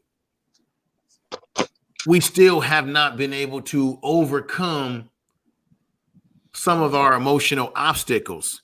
Because in the church, they teach you, don't worry about it. Just pray about it and God will make it better. And I'm not trying to insult anybody that's Christian, but that's what we've been taught. So we've never been taught to be on offense. It's always just defense. Just pray about it to be okay. And God gonna make it all better for you. And that's it. So we're still burying our emotions. And it's just hidden in religious beliefs. Yeah, that's true. And even the Bible even says faith without works is dead. So yeah, pray about it, but at the same time, put some action to go with it too. Yeah. Before we continue, I do have a Cash App. Anybody want to support? That'd be good. Or super chat. Or if not, hit the like button. There's also the link that anybody that wants to join the panel. Be very much appreciated. Or if you want to get on it too. Any brothers could get on it and everything. The title is Why Some of Us Celebrate Our History When It's Time, but Not Often. So what we really talk about right now is really go hand in hand and what's going on in the title there. Because I really want this conversation to be brought in. And I feel that sometimes that we do want to celebrate the ones in the past, and we should. But it shouldn't be they had to dictate to us. Yeah. And we gotta talk more about that. Like the emotional, the information man is talking about, the mental. That's part of it.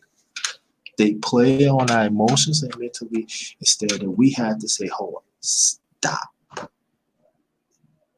Do you see what they doing? Stop. You see what they give our kids for Black History Month? Stop.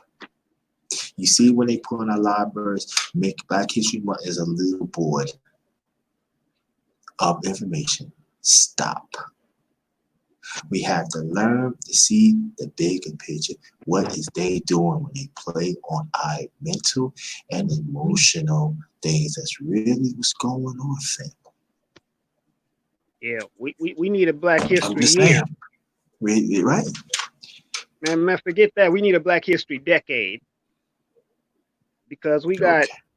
tons and tons of a lifetime of stuff. Hey guys, How you Hey, doing, sister? bro. Hey, how y'all salute. doing? Yes. Hey, Queen. Hey, How you hey, doing?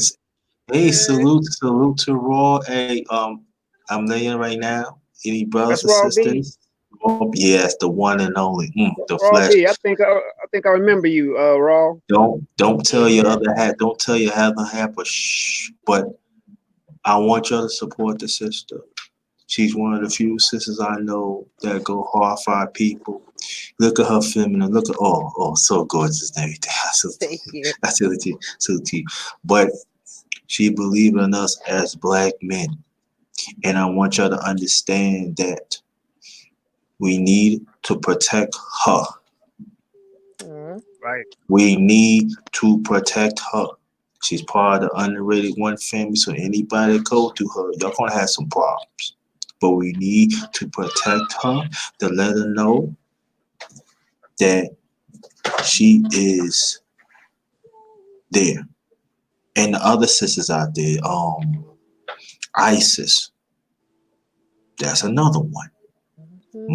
Monica Mo Justice, there's another one. My family's What big. the hell? That's all I know. My family's big. But What the well, hell? all right. Yeah, party counts right. And yeah, I know you hear the information raw. And what's your taking on that, please? I was just having a conversation last night in AM1. You know him, right? AM1, yeah. No, AM1, I yes. don't. I heard it from Brian. Yeah, he had a great live last night. He was talking about fags versus faith. And it's true. Christianity does debilitate the African American culture because we're so pressed and bothered by putting tithes in the church while we're not financially sound. I know plenty of people that will give their last because, you're taught in Christian church the parable of the woman with the 2 pennies. She gave her last 2 pennies, and that was worth more to God than people that gave all the riches in the land, which is crazy because it teaches or it ingrains in your mind this sense that, oh, if I give my last, that God will love me more. But then you go in your real life and you got people that can't feed their kids, or they're feeding their kids, you know what I'm saying, the minimum, and they're investing everything they got into the church. And what is the church doing in all these communities?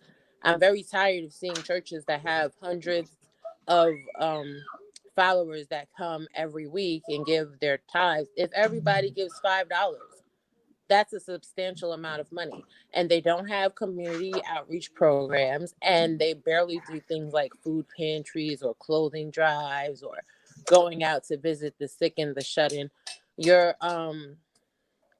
the attention that you get in churches based off money, and it's ridiculous. And I do think that it's crazy that we only celebrate Black History Month in February, and we only, show reverence to Dr. King on Martin Luther King Jr. Day. But like, Thank we you. fight each other every day. So can we really be shocked? How can we have celebration as a culture when we can't stop fighting amongst each other? Exactly. I agree with you 100% on that, sister. And the fact, because I mentioned that before about Dr. King, that seems to be our favorite talking point. Dr. King had a dream, and that's good. We know he had a dream, and we want to see his dream come true. But there was more. There's more pieces to the puzzle in Dr. King. You know, what about Medgar Evers and Malcolm?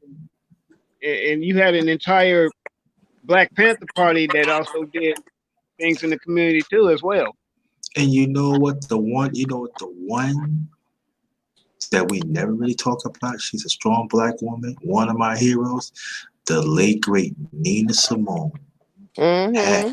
had compromised her career for the benefit for our people.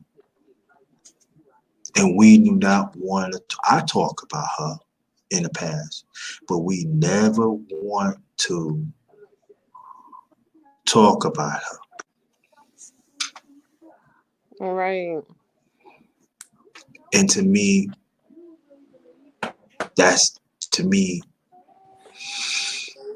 it doesn't fit right to me. There's a lot of greats in the African American community that we don't speak on. But again, it's always a fight. The fight. This fight. Fighting each other. For what? For what? Mhm. For what? People waste their energy on foolish endeavors. It's quite disturbing. Yeah. And so I just came with honesty. This been on my heart for a long time. Always want to do it. I was contemplating the weight. I did because, as you know, I'm still going through my thing. But this needs to be talked about because I'm tired of this oppressed system telling us who we need to celebrate. Or we already know about Dr. Martin Luther King. No, all due respect. You know, we already know about certain people. And that's why I'm happy that, especially the one on YouTube, throughout social media on YouTube, that she stays sleeping others, bringing other people, talk about other people, and other sisters, other people of our Black history. I've done it in the past. It's just that I'm not choosing to do it because I just want to be in support.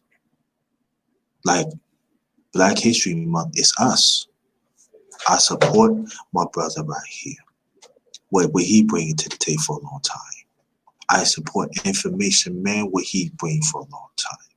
I support raw honesty, what she bringing. We are Black History Month right here, right here. I ain't talking about me. To me, I'm just a messenger. But anybody want to give me compliments, fine with me. But it's got to be us. To me, it's got to be us because when I'm long gone, part of it I want people to go back and listen to the underrated. They say, yo, that's JT. You remember you hear that? What's the people around it? That's what it's all about.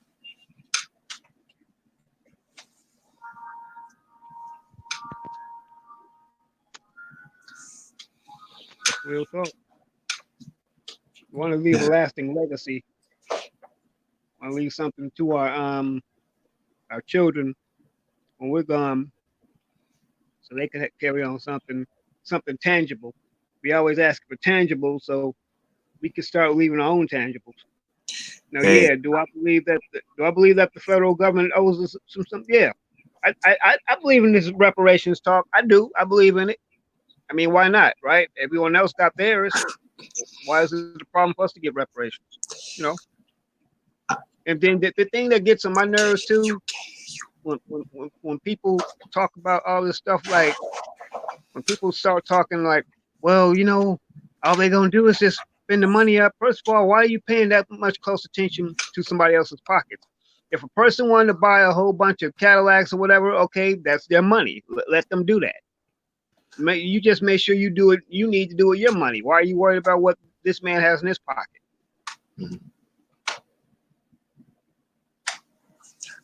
information, man, you can come back on. I don't know what happened, Raw, but you can come back.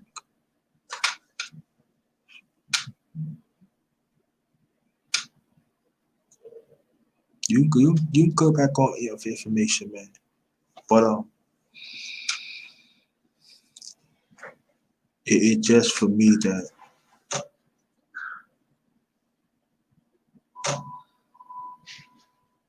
we let Am I too coming much. through okay?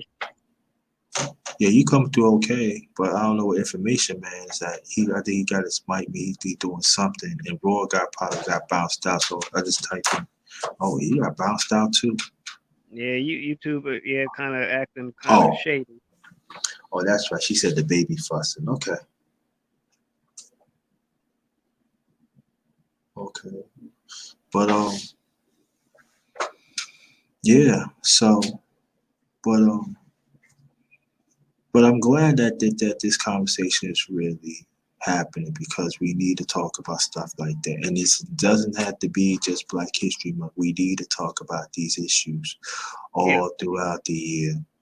And we gotta stop being content privilege happy. Mm-hmm. I'm gonna We, get on there too. I've been you know, like you know me. If you show respect for me, I get you on the panel. Just show respect. Just respect my existence. Respect my channel. That's all I'm saying. You don't respect it, you can't get on. I don't care, black and black woman, can't get on. You know what I mean? And so, but there are others that may have an impact of our people that we don't want to. And like She Stay Sleep got a good one tonight. I'm sorry, brother, I had to spoil that for you. He got Paul Robeson, one of my heroes.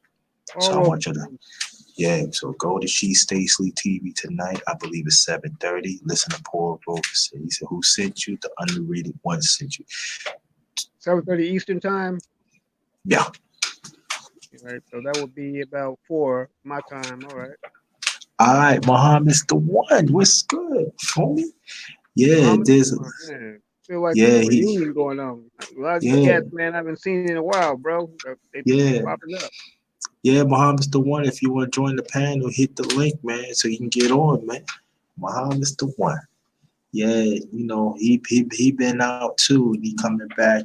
Safe recovery to the brother, and safe to the family too. And it's good, but everything you say is right. I'm just saying Aaron Collins to a brother, and I know you said single black. I understand what you're saying. I'm just saying whatever is over. Just understand what I'm saying. Just think on it, bro. All we saying. Let's think for ourselves. Let's have value of ourselves. Let's stop accept toxic feminine. Let's stop it. We don't deserve that. And that's what I'm saying, brother.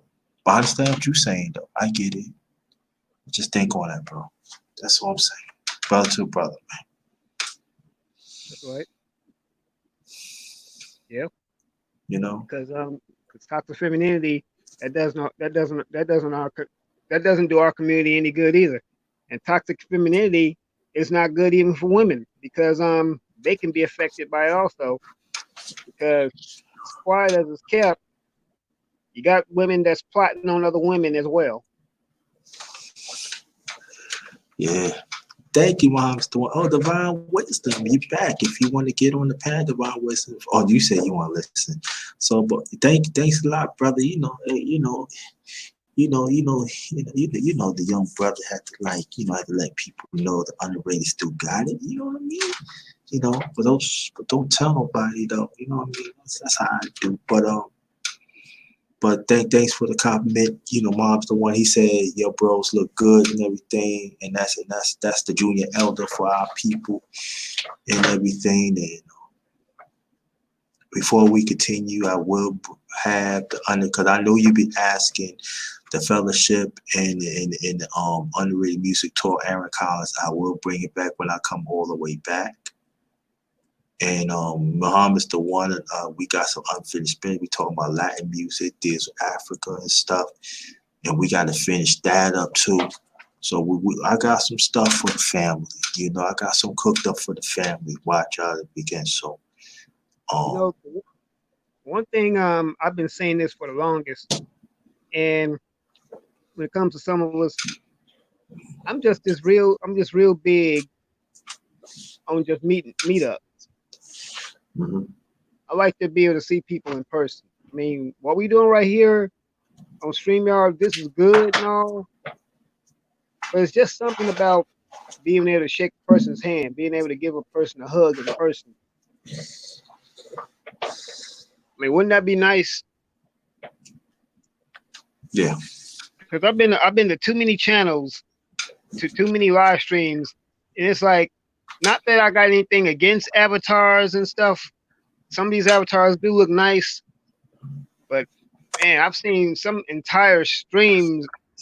People go the whole time with avatar. It's like you never know what this person looks like. I know that seems to be like an ongoing gripe I have, and maybe it is. And I know I've gotten on platforms and I've used my avatar before also. A lot of times I just do that because sometimes I don't want to be the only one on camera when everyone else has got theirs up. If that makes sense. Makes a lot of sense because I know that I know sometimes like when I be going, especially when I go on information, man, when he invite me to the panel, sometimes I show my face, sometimes I don't. It depends like who's on the panel. Yeah. I just like, no, I ain't showing my face. You know what I'm saying? But as for me, I had people say, yo, you don't show yourself no more. I show myself practically all the time. Do you think I need a break? Right. Really? I need a break. I don't want you to see me. Yeah. So I don't. This is just today. It's just one of those days. Hey, I got a nice little something. Hey, I'm shining. You know what I'm saying? See, I was gonna like do New Yorker like this. So I was going but I said, nah, I ain't gonna do it. I ain't gonna stunt like that. I'm not a show off like that. But I could say that these conversations that me, you, information man, raw, as wise, it needs to be half, and it needs to be often. And I think I'm gonna talk about music more too. I'm gonna do that too. But I'm gonna wait. But I'm not gonna do it because I'm gonna wait till when I bring back the underrated music talk. I got some good stuff. Yeah, I don't know, but But I say this though. That's right. You originally from Chicago, right? Born and raised, South Side. Okay. When the last time you been in Chicago? Say maybe a couple years ago. Yep. And how the climate is out there for our people? When the last time you went? You know, Chicago is still stay in the media. So far, it seemed like everything is everyone seemed to be steady. Everything seems to be pretty. Everyone's in their right mind. It seemed like the tension there. It's not as big as the media wants to make it be. But everyone doing their thing. You know. Oh, We just Redbone. trying to make. Okay. Hey, Redbone. Gabriel Goddess. Thanks for coming. Appreciate that. Appreciate you coming. Welcome to my channel, The Underrated Darkness. Yours truly, the underrated one, the number one grinder. Chef JT, not just chef in the kitchen, I be chef of information. Respect my existence, respect the underrated one existence, respect the LDBC existence. There it is. Nobody don't put it down like the underrated one. Remember that. Right. You know, so LDPC. appreciate that. But let me welcome some people. Ryan Clark, thanks for coming. Divine Wisdom, you came back. That's my another brother, Ryan Clark, my LDBC brother. Thanks for King. That he said, what's up to you, Aaron Collins? What's going on, brother?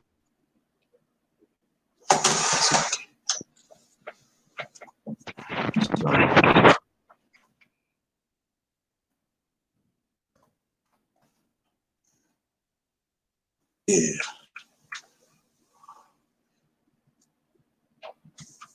Yeah, but there's something I want to say. It slipped my mind. But how's the family doing? How's the family doing? How's my family? Mm-hmm. Family's doing well. I just spoke to my mom. She was telling me that there was a case of coronavirus in Chicago. Oh. So yeah. But for the most part, they're okay. Okay. Oh, thanks, Redbone. She said we need more strong kings like y'all. We appreciate that. I really appreciate that. We really appreciate it.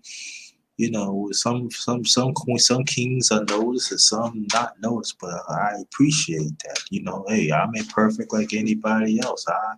I make mistakes like anybody else, but I just try to do my best. I'm not, trying to think, I'm the king, man. I just want to do like that. You know what I mean? So, but work in progress. Yeah. So, but like I said this before though. Any sister, any queens that want to join the panel, feel free. Go to the chat and hit the link and everything. You feel more free to get on it.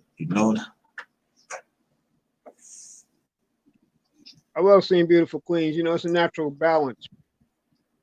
It's a real natural balance, and it balances itself out. When you get brothers that be really masculine, but I'm talking about the healthy masculinity, then the sisters will naturally be feminine. And likewise, you get some feminine sisters that's real feminine, ladylike, and sweet, the real brothers will come out. That balance will balance itself out.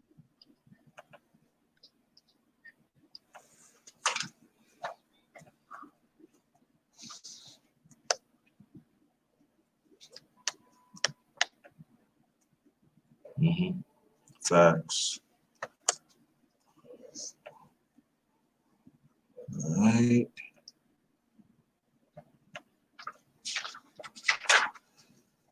So again, here's the link that any queens that want to jump on the panel, here it is. Also, there is my Cash App. Anybody that wants to donate, feel free. If not, hit the like button or super chat. At least hit the like button. Be very much appreciated. If not, don't worry, hit the like button. No problem. I had no problem with that. D Hodges only show I watched that ain't about boxing. I appreciate that, D Hodges. But we're gonna talk about boxing soon too. I'm well rounded, so so people gonna know. Oh, underrated. No, I know. That's right. That's right. Aaron, you've been on panels that we talk about boxing anyway. So, so you're very familiar with the LDBC. So I have to tell you, yeah, you know about LDBC. So, but I'm gonna talk about boxing. I did have a sports channel. I did have a sports show with my brother. She Stay Sleep. We did it in the past and stuff like that.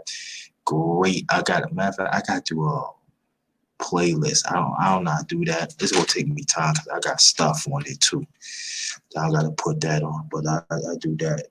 I do that in the future. So but Yeah, you remember? Yeah. Go ahead. You know this cat named Legendary Top Cats? Yeah, that's what LDBC, bro.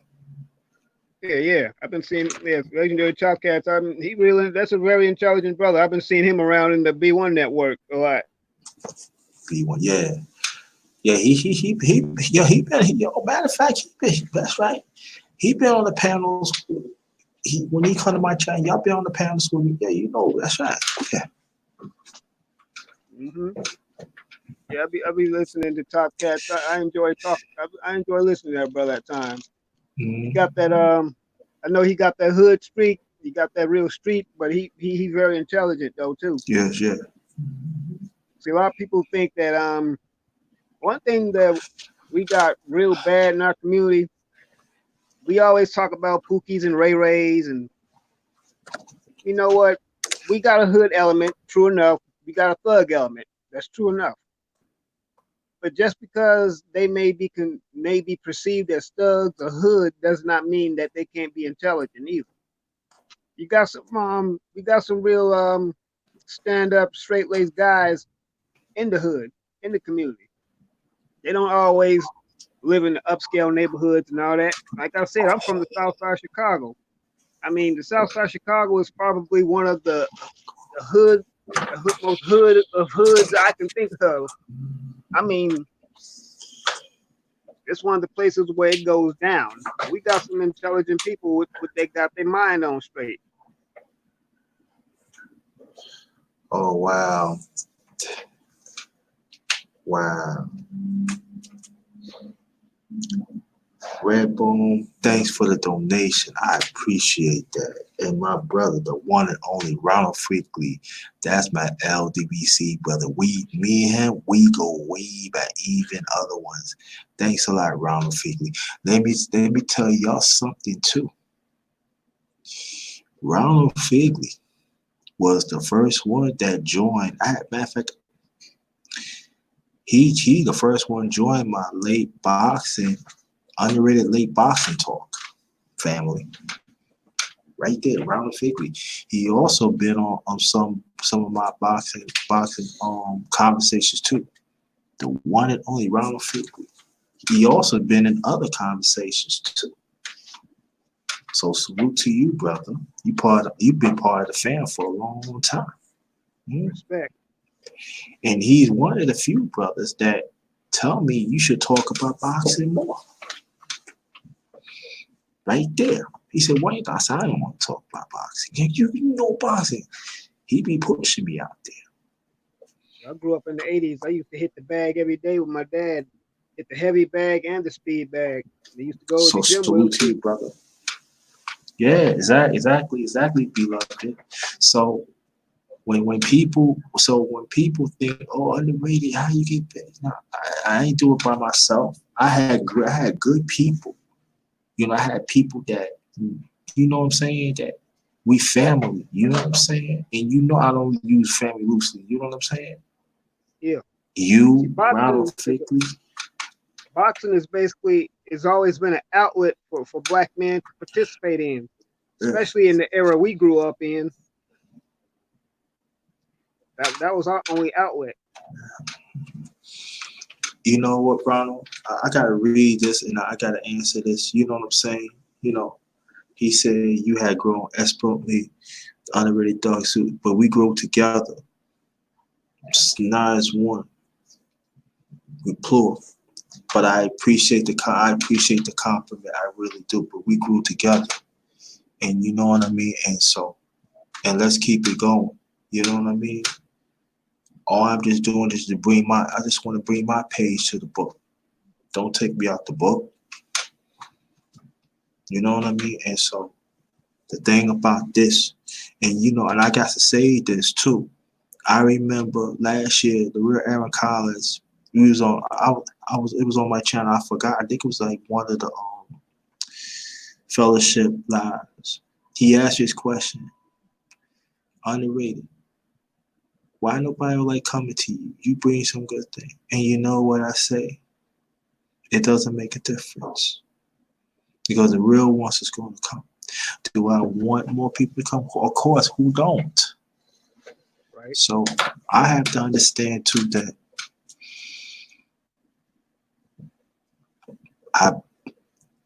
I talk about everything. So there are sometimes people it's not going to resonate in everything. And it's fine with me because the ones that resonate, those are the ones going, come on, Ronald Figley, you stunting now. You got to stop that, man. Yo, stop spoiling me, Ronald Figley. Now you hit me with the 10. Thank you. I appreciate it. You know what I mean? And Ronald Figley, let me tell you something. A lot of people understand. Besides you, and I want people to hear that even Ryan Clark, they had stuck by me, and but you the longest were Aaron Collins and Ronald Figley, and a little later on Ryan Clark. But these brothers, I'm talking about the brothers, they had stuck by me even I had below 400 subs. Respect. They had been in chats that only I had 300, only 6 in the chat.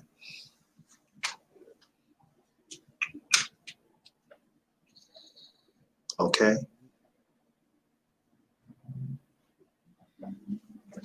And so, and I have to say this, shout out to She Stay Sleep, because he had been there. And I had to shout out to the brother. You know? So I thank you, brothers. And even Monique Hill. So throughout my journey and throughout people who throw shade on me have been right there. That's why my underrated one family is big. That's why the underrated family is real.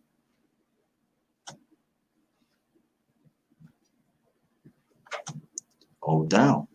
Divine wisdom. She had been there for me too. I had people come to me and say, underrated, when you really coming back, man? There's a void. Nah, don't worry about it. I got to take care of some things. I'll be back. But you see me here and there. You know? Again, shout out to the LDPC, that stands for Lions Den Boxing Community, also basketball community. We not just talk about boxing, we talk about everyday life. We got people that own businesses. We got people that actually doing the work, that are improving, especially the brother. I mean, we got sisters too. We got some sisters, LDPC. That's all I'm gonna say. You have to find that out yourself. Ron don't know what I'm talking about. Ryan Clark know what I'm talking about. But Redbone, I just subbed to you. Hope you sub back and everything. And I love you too. And I want you to be part. One day I want you to be part of this, conversation too, Redbone. And but this is the thing about that. What we have to do that of this Black history that we talk about. Let it be Black history every day, 365 days a year. And let's continue sharing and be there for each other. Be there each other.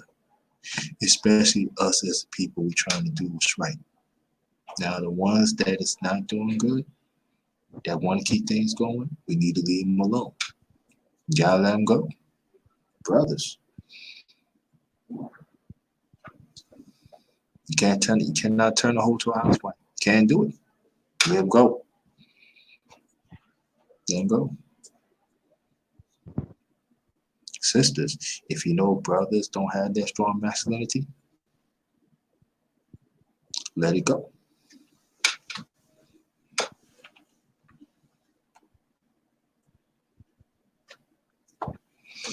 Yeah, Ron, man, I'm saying, man, you get on the panel, I have no problem with that, man. You know what I'm saying? That's what I'm saying, man. That's what we gotta do, man.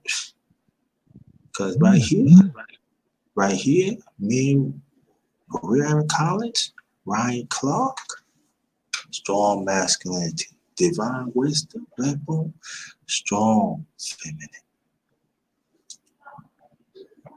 Doesn't get better than that, y'all.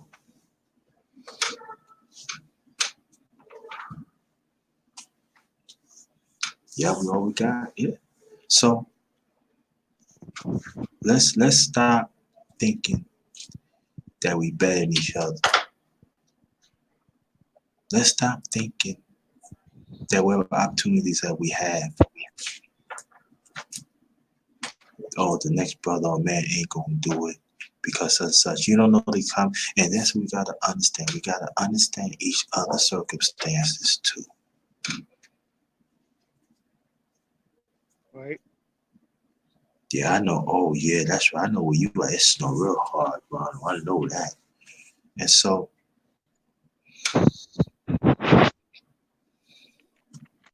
we had to get back to the things to talk about we used to. That's why I love talking about boxing, because boxing is universal, man. And it got, and I'm talking about our people. That's when we shine at. We shine and we got to talk more about sports. Let me tell you something, black women. Give you a secret. I'm gonna tell you, underrated. Yeah, Aaron Collins, he drops Jews too, but he knows I be dropping Jews. If you want to know us more, you gotta know sports.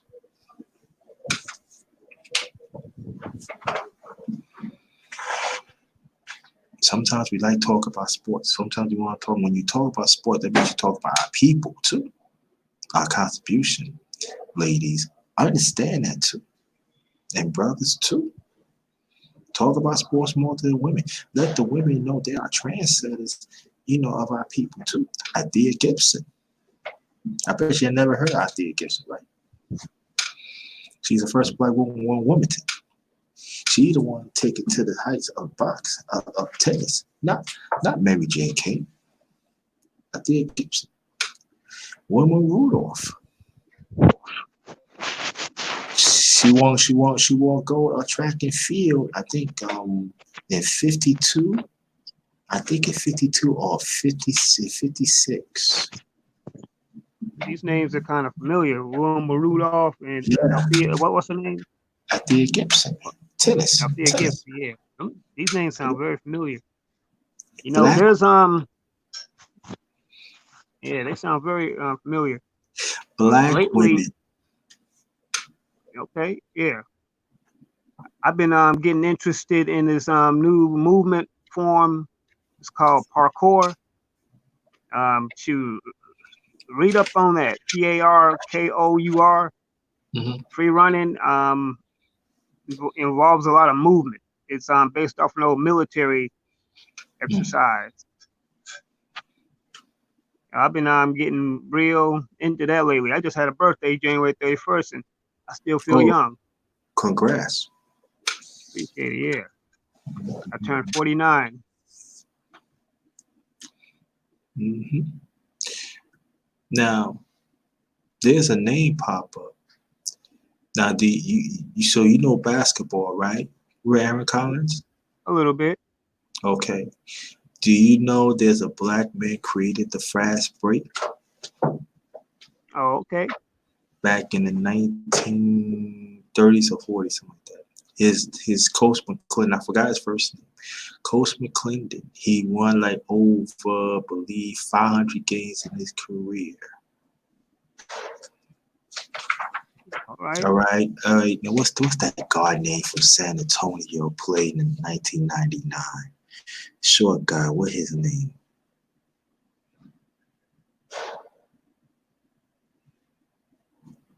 He's a coach of Alabama, I think. He's a head coach of University of Alabama, I think. Well, anyway, under him, he showed him how to run a fast break, how to break defense. They did numbers. Coach McClendon, the sad thing about it, he got elected to the Basketball Hall of Fame in 1979, not as a coach, but as a contributor. And that is a slap in the face. Look it up, family. What's his name again? I forgot his first name, but he's Coach McClendon. Coach McClendon, he invented the fast break. He invented the fast break. Probably Google that.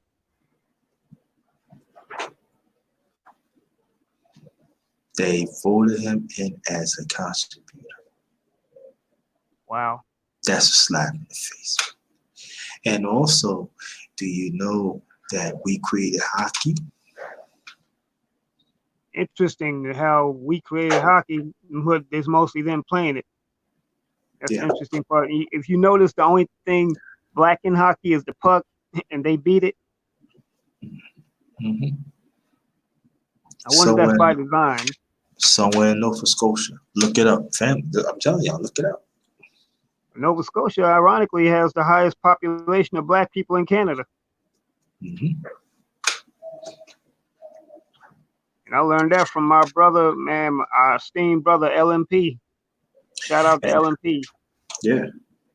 And also, do you know that there are actually black men played in the national NFL back in the 1920s? Do you know it was the first black coach in the 1920s? Wow.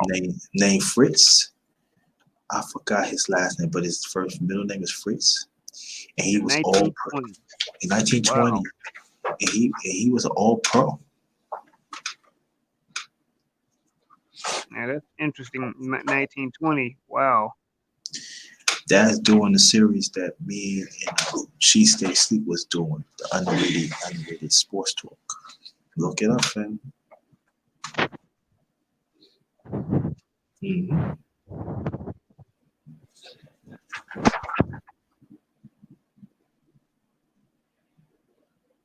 Do you know the first woman black coach is Vivian Stringer? Everybody thought that she taught at Rutgers. She first started off as assistant coach in the assistant coach in the 70s, and she ended up being the head coach within the mid 70s, something like that.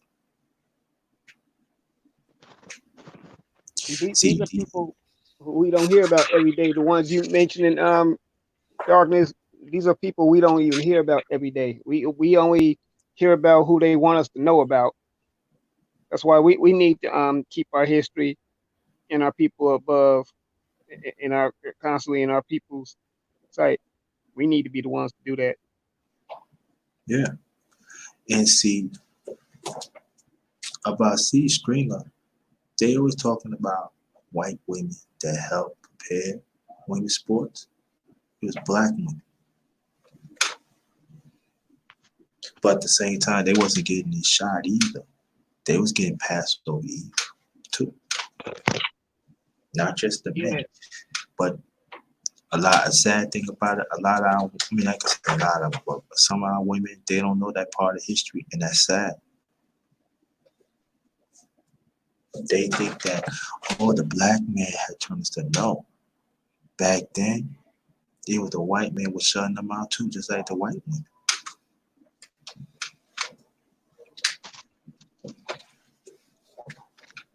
I tell people, just look it up.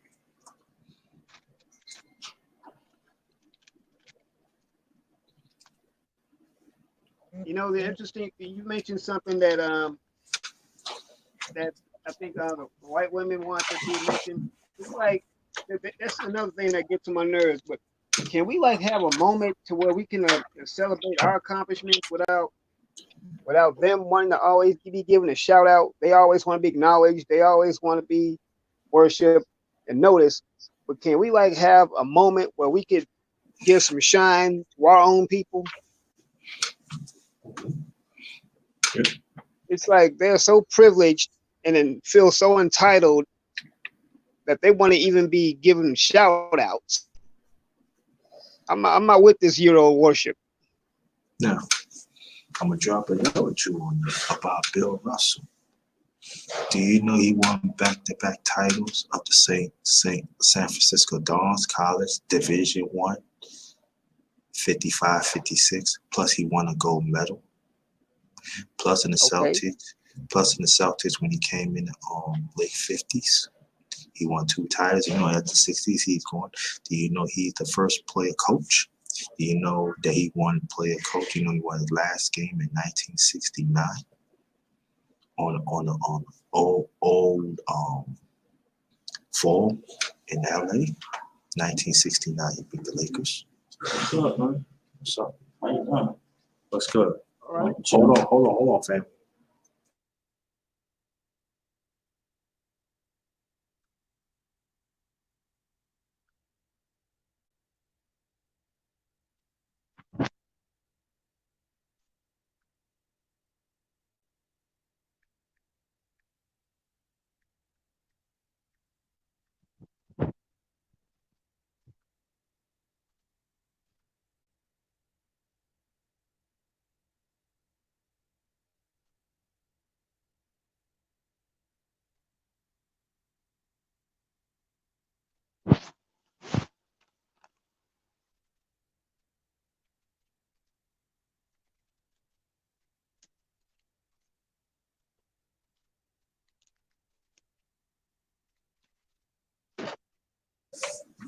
Hey, I'm back, fam. I talked to one of the people I know.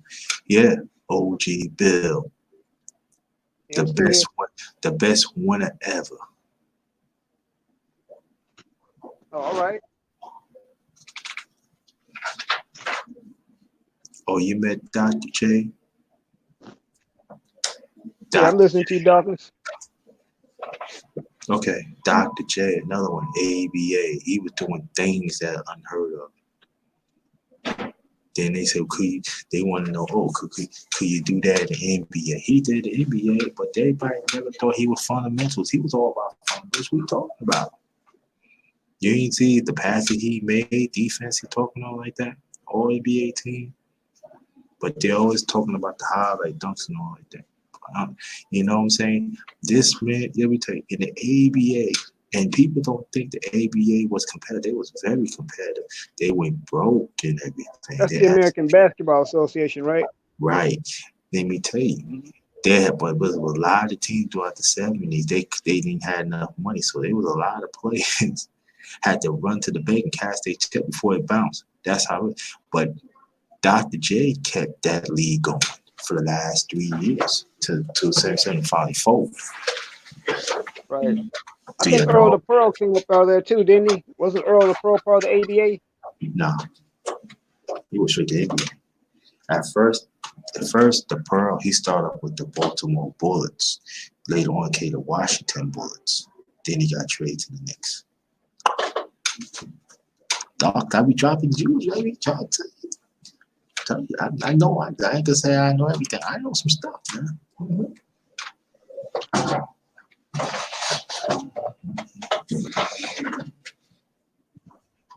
That's what's up.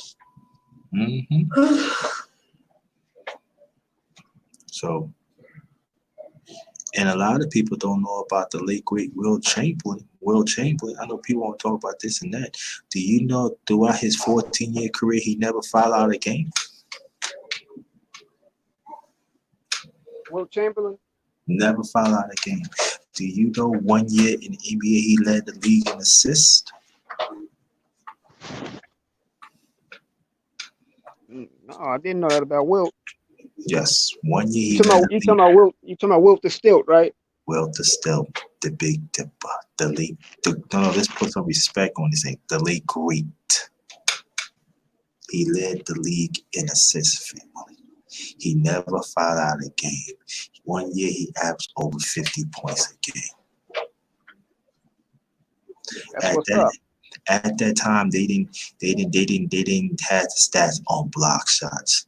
One time he blocked over 20 shots against the Detroit Pistons. That was during the twilight of his career. That's what's up right there.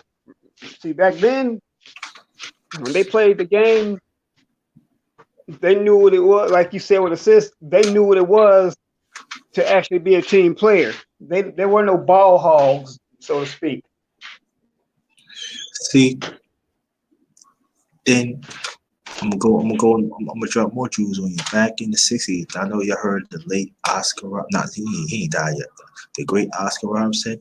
He was the first one to average triple doubles throughout the season, and I think he did it consecutive seasons too. All right. The Big O. Yep. Earl the GOAT. Earl the GOAT Manigault, he was real good. He became real good on the street ball circuit. Yeah. Drug. He could have played in the NBA. Drugs got him, man. Yeah, I heard it. Yeah, yeah. And then there was also, matter of fact, now this is I'm hitting close to home in New York where you are, Darkness. What was that? The Ruckers? Yeah. You know what I'm talking about? Yeah. Yeah. They pretty much had the street ball game on lock. Yeah, and I'm gonna tell you, there was actually professionals play in those leagues, play in the Okay, yeah. That was Brooklyn, right? Nah, that's Harlem. Oh, Harlem, okay. Yeah, that's Harlem. And I'm gonna drop some more jewels on you too. Do you know back in WNBA, back in the 1990s, do you know Cynthia Cooper they call her the girl of Michael Jordan? She was Michael Jordan of WNBA. All right. Houston Comets, they won 4 consecutive titles in the late 90s.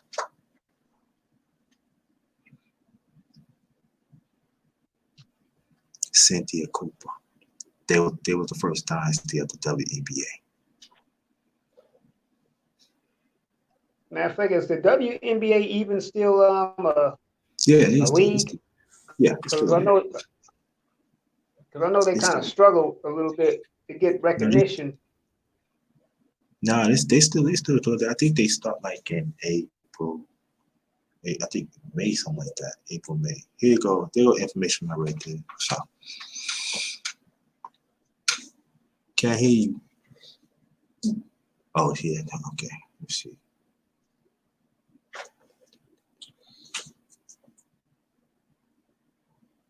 Oh, you got to come back. Yeah. I'm giving out juice day. You want me to give some more? I think let me see some more juice. Do you know Walt Bellamy? Walt Bellamy in the mid-'60s, and he's a Hall of Famer. He credited as the first quadruple double.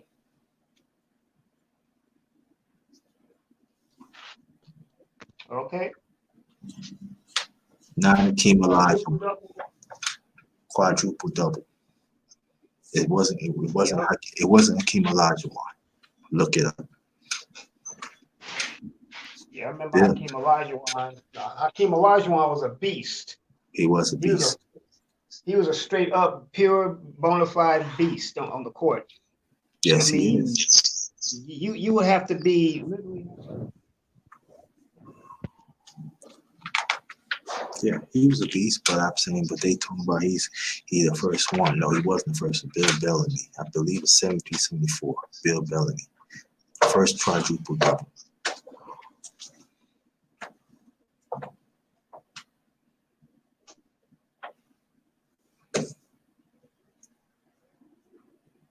That's true, Ryan Clark. That's true. Who else can I think of that was a beast on the court? Back in his prime, Charles Barkley was a beast. Yep. Yep.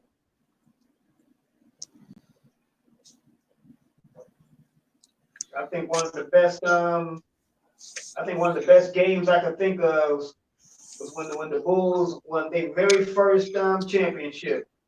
I mean, Yeah. back then you had an all-star lineup. You had Michael Jordan, Scottie Pippen, B.J. Armstrong, Horace Grant. Yeah. That was the team right there. Yeah.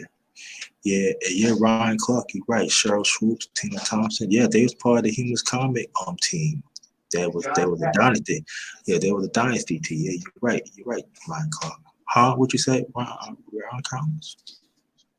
Yeah, I was saying that back during that time when the Bulls won their first championship, you had MJ, of course, Scottie Pippen, B.J. Armstrong, Horace Grant, Bill Cartwright, John Paxson.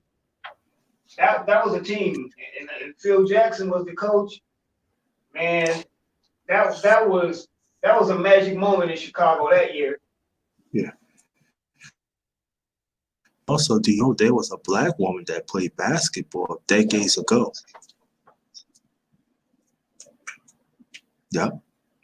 I gotta look that up and post that. And let me see who else.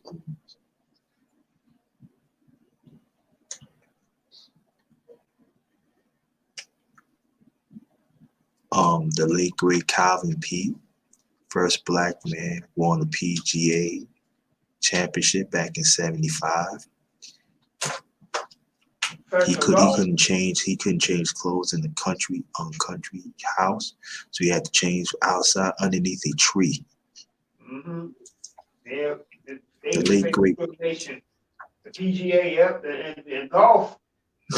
You don't see too many of us in golf, no way. To be honest with you. No, they don't. So even Tiger Woods talk about that. The late great Calvin Pete, first black man, won PGA Tour. Yep. You know golf. I find it quite interesting that Tiger Woods will want to talk about it, considering that he doesn't want to be completely black. He wants to make up his own classification. But that was before, though. He said it before all that what you were talking about, but I understand himself. Yeah. So when people say that black women didn't impact women's sports, they lying. They lying.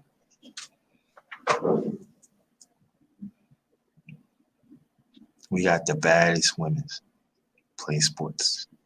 That is not being talked about. Yeah. You got one of the very first successful women's boxers, Layla Ali, the daughter of the greatest of all time. I tell people this too. I know you ever heard of Doug Williams? That name sounds very familiar, Doug Williams. Do you want to hear about Doug Williams? Yeah. Okay. What about the chat? I want you to hear me. Y'all can hear me. Press 1 before I continue.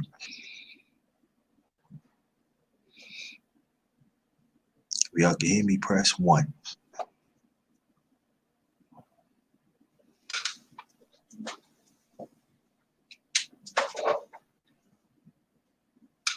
I need some more ones.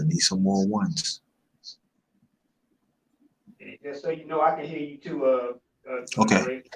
Okay, cool. No, you good. I'm talking about the chat. Okay. All right, cool. Doug Williams, I think in '78, he first came up. He came for a historical college named Grambling College. That was all black. That's when the late great Eddie Robinson won 300. He also in the Hall of Fame. The late great Eddie Robinson, he won over 300. I think it was 400. 300, I think it was 300 games. And he was part of that. And when he got drafted, Tampa Bay was doo-doo. And he struggled.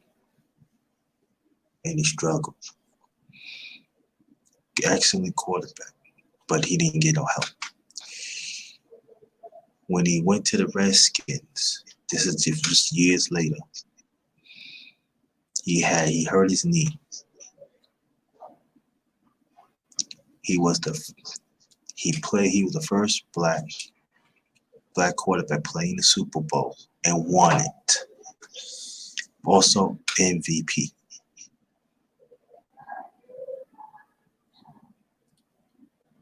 Okay, he became the first black MVP, huh? Yeah, in Super Bowl. So Patrick Mahomes got some big shoes to fill. Facts, Ryan Clark, right. MVP, that's right. And so he practically opened the door. But don't get me wrong, there's other black quarterbacks even way back then, but they was not given a chance. Right. And we got to put some respect in their name. Warren Moon, Yep. he was another one did not get a chance. He played, he was good in high school because they want him to change his position. He said, no, I'm a quarterback. So he went to Washington, won some games. Plus he was MVP in the Rose Bowl. Then NFL, they thought he wasn't good enough. That's dumb. So he went to Edmonton in the Canadian League, won mad cups up there. And he was always on the rights for him. And despite he never won a championship, Super Bowl, he started where he left off. What about Randall Cunningham? Him and Warren Moon were like rivals, weren't they? I don't know. Randall Cunningham don't get the credit he deserves either.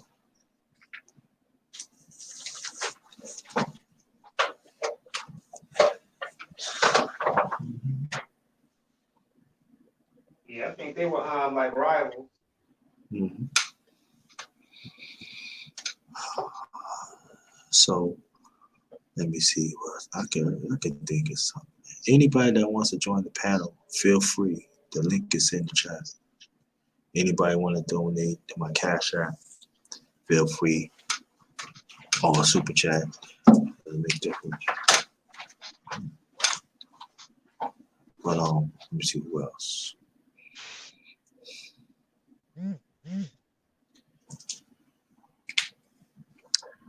Flores Joyner, all-time winning of races of golds. The late great Flojo, the late great Flojo, yes. I remember Flojo and her sister-in-law, Jackie Joyner Kersey. Yes. Mm-hmm. Yeah, So, they were both great, came out of the same family. I think they were married to two brothers or something. I think so. Matter of fact, one of them also raced.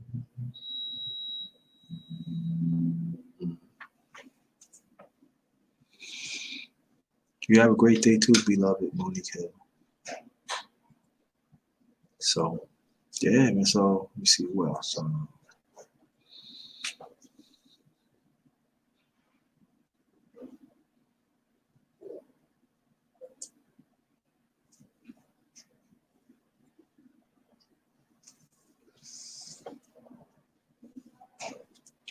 But we made our mark around the world. I ain't gonna talk about music because every genre of music, we created it. I agree. We did. We invented all forms of music, including rock and roll. Yup. You don't believe me? Go to Underrated Music Talk on my channel. I talked about it.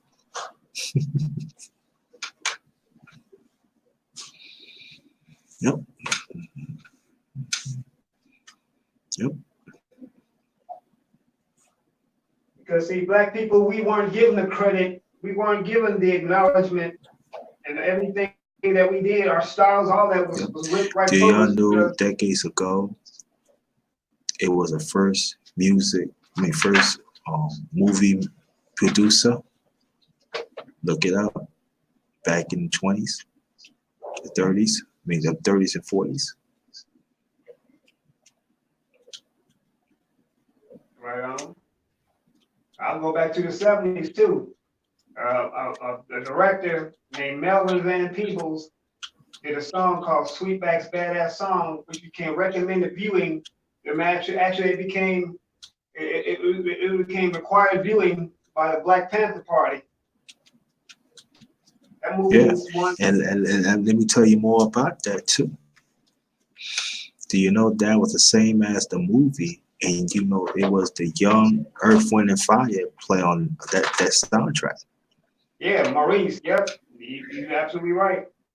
As a matter of fact, that movie is actually the movie that pretty much helped get Bill Hollywood out of bankruptcy because it stirred up the whole blaxploitation film trend. But see, these movies all had white directors that were trying to cash out, and once they used up all our talent, as usual, they kicked us to the curb and ran off with the money. But see, this goes to show that even in the entertainment industry, they have always depended on the talents of Black people to get them out of a jam. Hmm. Yeah, and go more Earth, Wind, and Fire. They had to they went revamp back in '72. I think they add more. I think they had horns. I don't know how it goes, but um, it was a young Earth, Wind, and Fire. It was a young Earth, Wind, and Fire. They revamped it in '72, and then after that, what after they did after that is historic. So, but Earth, Wind, and Fire ain't Earth, Wind, and Fire without the vocal stylings of Philip Bailey. Philip Bailey was literally he was like the soundtrack, not only the soundtrack of the group, but he was like the copyright of the group. He was, what's the word I'm looking for? And also, I'm gonna drop another Jew on y'all. In jazz, Ella Fitzgerald, Sarah Vaughan, I remember those two. and Billie Holiday. They used their voice as an instrument. Everybody thought that they was like, oh, they was playing, but they used their voice. Very unheard of jazz. It was the sound of a decade, yeah.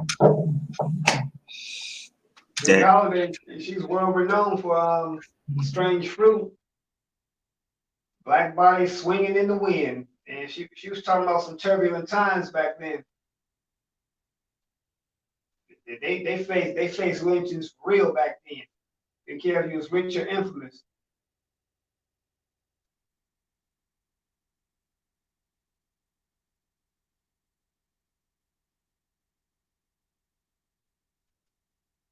Still there, brother? Uh-oh. And well, like I'm on the panel alone. Maybe the panel just stopped.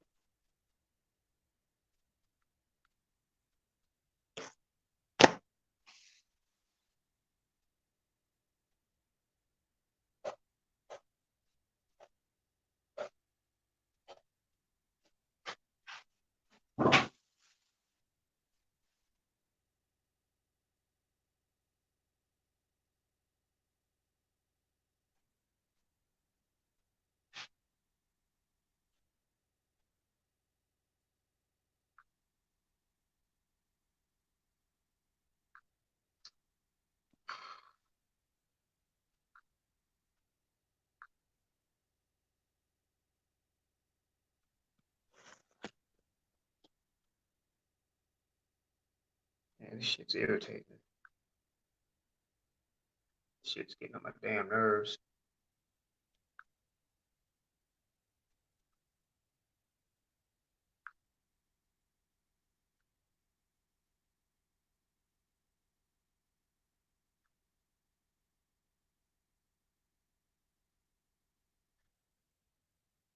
What's going on, family? We still here in the building?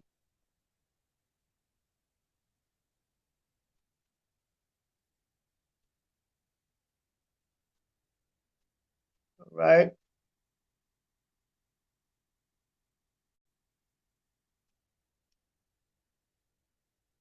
All right, D Hodges. Yeah, I'm just waiting for the JT to come on back. Yeah, I know you want to join the panel. Yeah.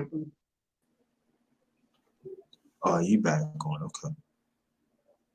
Yeah, I'm still here. Okay, cool. Yeah, I got bumped off. Yeah, you got bumped off your own panel, huh? Damn, man. I guess I'm passing too much Jews out, right? We passing out too much Jews out, right? Yeah, you know how they are, man. They hating. Yeah, but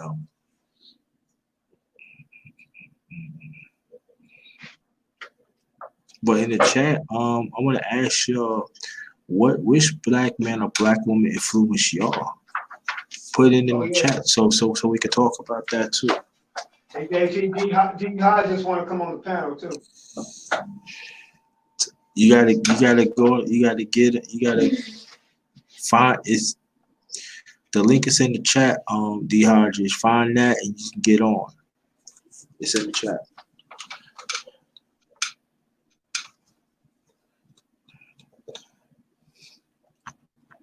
Hold on for 1 second.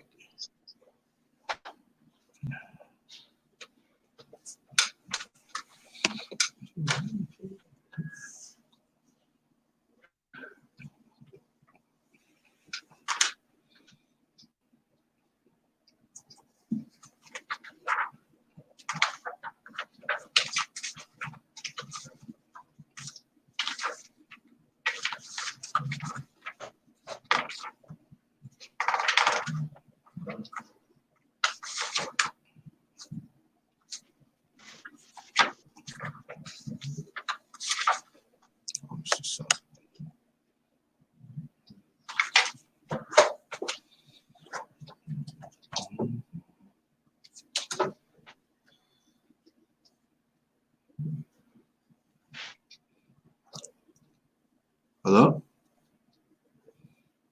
Yeah, I'm still here. All right.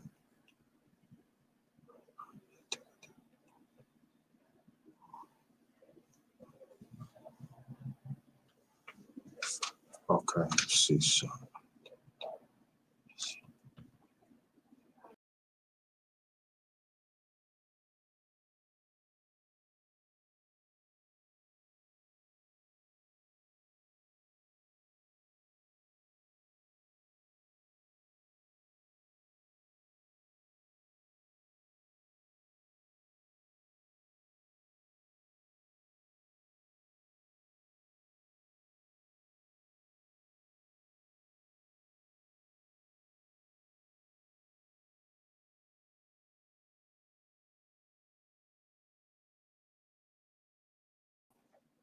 I'm back.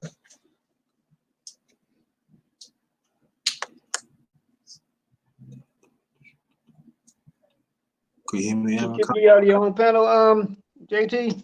Yeah, man, I be doing that, man. Okay. There goes the link right there, D Hodges. Again, there goes my I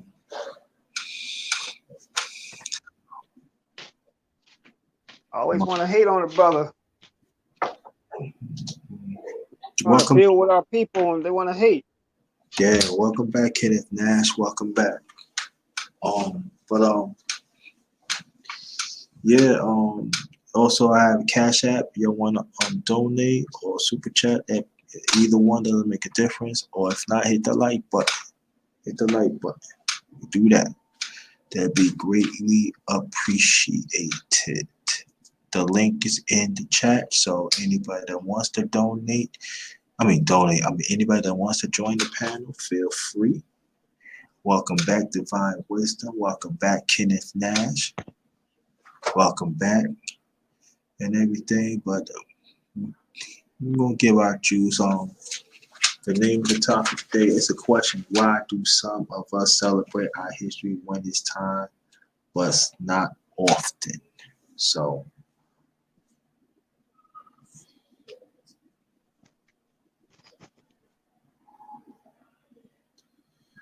that's where we at right now. But we are talking about some gems here, giving us some gems. You know?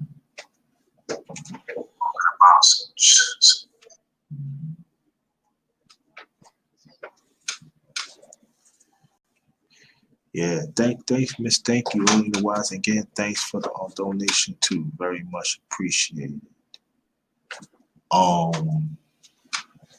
Let me see what it says. One.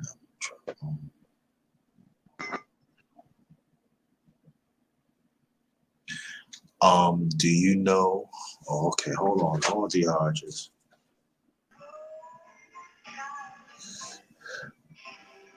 All right. Can you hear me? Yeah, I can hear you, but too much noise in the background.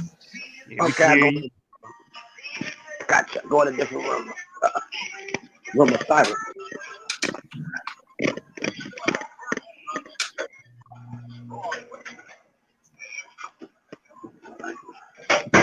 Is it cool now? Not really. Hold on. I'll figure it out. Oh, Yeah, you scratching, brother. scared of scratching. That's bad.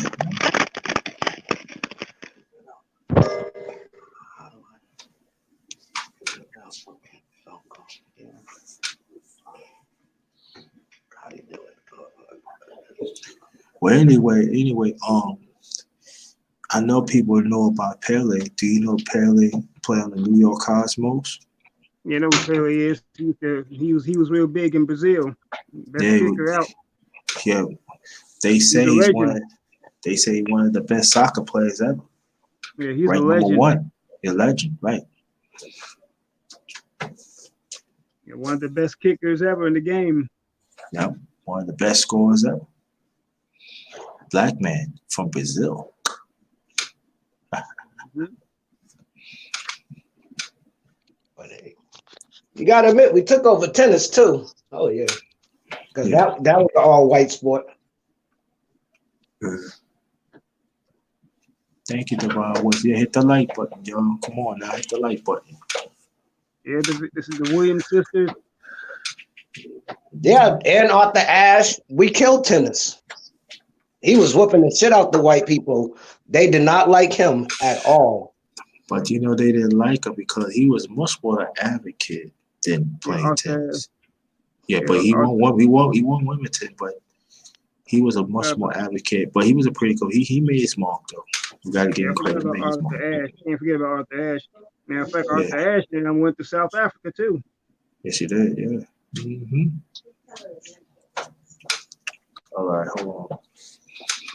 Hey, back. All right, you back.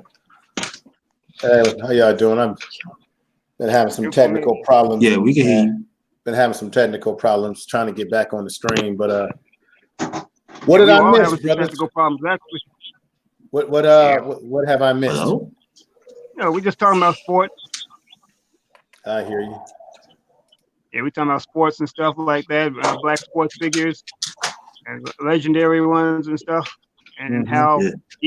even in sports they didn't even respect us even in the sports game. And I was talking about how that in just about every industry that they've invented, they've always depended on our talent and our blood and sweat and hard work to bail them out of a jam. And then once everything gets fixed, they kick us to the curb. And I was mostly saying that, talking about toward the entertainment industry with the blaxploitation films, which was started, of course, when Melvin Van Peebles made a movie called Sweetback's Badass Song, and it was a movie about us being the hero for a change. Mm-hmm. Yeah. Right. All right, information man. Welcome back, man. Let me ask you a question. It goes to everybody on the panel, especially in the chat. Which is ones that help inspire you besides your parents? You know, when we talk about Black history, which ones that inspire? It could be black male, black. Besides your parents, Yeah.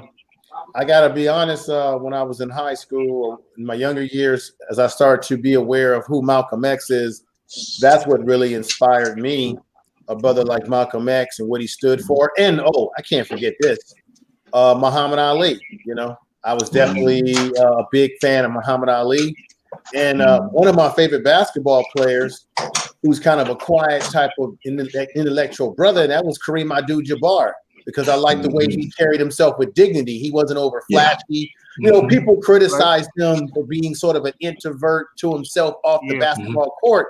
But if you look at some of the things that this brother's been doing socially, and he's very intellectual, I definitely applaud the brother. You know. Yeah. Okay. So we got Muhammad Ali, Kareem Abdul-Jabbar, got Malcolm X in there. Those are three brothers that definitely I gravitated towards. Definitely. Yep. Okay, great. Okay, D Hodges, same question, please.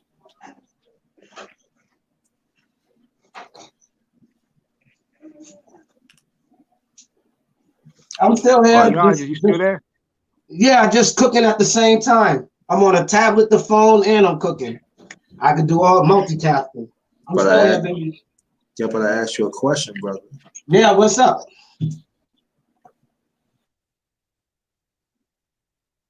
What's the question?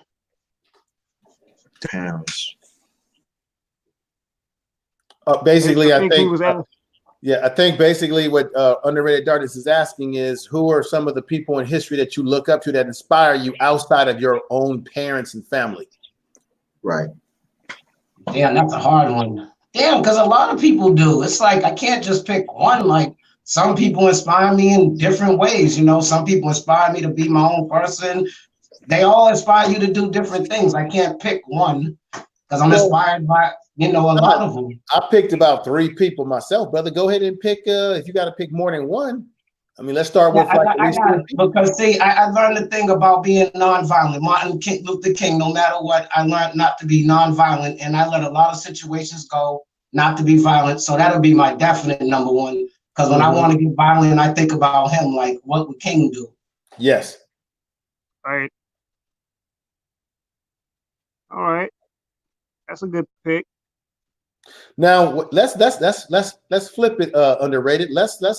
Let's name women, because we know a lot of times we tend to focus on men heroes, but what about women in history? Who do we look up outside of our own mothers and aunts and family members? What about women? Well, let's see. As far as women are concerned, I would probably say Winnie Mandela comes to mind, because she put up with a lot, and she dealt with a whole lot of slack and stuff in the absence of not only but with Nelson, but just dealing with that wicked government. She told the line. She really did. And then speaking of Winnie Mandela, I mean, just basically black women in general have told the line for us, as far as when it comes to issues, when it comes to police shootings, black women have come up against a lot. They've really held it down a lot for us. Right. Yeah, I think Underrated got kicked off his own platform again. Yeah, man. StreamYards is acting weird today, man. I mean, it took me forever to get on with you guys because I couldn't even get my my screen to work right. It was tripping. It was talking about the browser. I had to reload my computer. StreamYards is tripping, man. They got to get these bugs worked out of this system. Yeah, so it ain't YouTube, it's StreamYard. No, it's not YouTube, because remember, this is a browsing system, which is not an app. So you can't really blame it on, like when we used to be on Google Hangouts, that's actually an app. So you can make some argument, and that was under YouTube. This StreamYard is a third-party mechanism, so it's some of the kinks and the problems that they're gonna have to work out. And then sometimes it could be when you have these problems, it could be problems with your internet, some other interference and things of that nature. But I mean, I tried to get on, man. They kept talking about the browser and all this other stuff. So it's got bugs they got to work out. Hey, Info Man, what's that gray matter on your chin there? Oh, that's I got gray hair, man. I got gray hair and here. So it's coming. I can't stop it. It's happening. Yeah, I gotta mess with you. Somebody got their audio on, because we get a lot of extra feedback. Hey, D Hodges, you gotta turn your audio, mute yourself, brother. I don't have anything here on. I don't either. It's crazy, man. Yeah, I was That's a good thing. Now let's flip it underrated. Let's name women. Yeah, somebody's got their computer on. There's feedback. Men heroes. What about women in history? Brother Hey, D. Hodges, Hodges, is that you? because I don't have any other equipment on but this account. I don't have any other thing on. I don't have no other stuff. As far as women are concerned, I will probably say Excuse the technical difficulties, folks. Yeah. Yeah, Seem like StreamYard. I they- mean, seem like I we really kick miss this Google off. Hangout. To be honest with you, I do Implement too. and JT. I miss Yeah, I do Google too. Hangout You might have to mute them, brother JT, because the feedback is, I got to be honest, Yeah. horrible. All right. they had a good system, and I don't necessarily hate StreamYard, but I noticed this too about StreamYard, like because it's browser based. Because see, I'm on my phone right now. Unfortunately, when the phone rings, the volume goes down during the live. Right. So Right. yeah, so I'm gonna be getting a Chromebook anytime though. But remember, this StreamYard is still a work in progress. I check out the guys who created it. They have they stream every weekend. They tell you what the updates are that's coming down the line. So and you can also tell them in the chat room the problems that you're noticing that needs to be worked out. So they actually communicate either on Facebook or YouTube to talk to the audience about what they like and don't like about the stream system. Mhm. Right. So, I think they might eventually get it to where you can have more than 6 people at a time Yeah. too. I think they might change that as what well. they want to do is they want to Really? make it where you got 10 people. Yeah, they want to make it where you can put 10 people on the screen, because everyone's been asking them about that, constantly. Yeah. Yeah. So we'll see. It's I a work. think- It's all a work in progress. Mhm. I think StreamYard is a little bit better than Zoom because Zoom is a little bit hokey. It's got some weirdness going to it where like this algorithm, like it's what's the word I'm looking for? It's operating system. It's Operating kind of it's kind of like it just stays one, or it doesn't show your avatar, it just shows your name. Well, But you see everyone else's picture though inside of the person that's operating it has to make the adjustments and how they want to present their stream, and then people, whether they're going to show themselves or not, they have to do whatever. The problem with Zoom, let's remember, Zoom was really designed for like business conferences, right? right. And it really wasn't designed specifically for streaming, this type of stuff that we do. It wasn't. StreamYard was designed with all its bugs and whistles. It still was designed for what we're doing right now, per se. Right. You can use Zoom and still do what we're doing, but Zoom, it wasn't really tailored to YouTube per se, as StreamYard has been tailored to YouTube.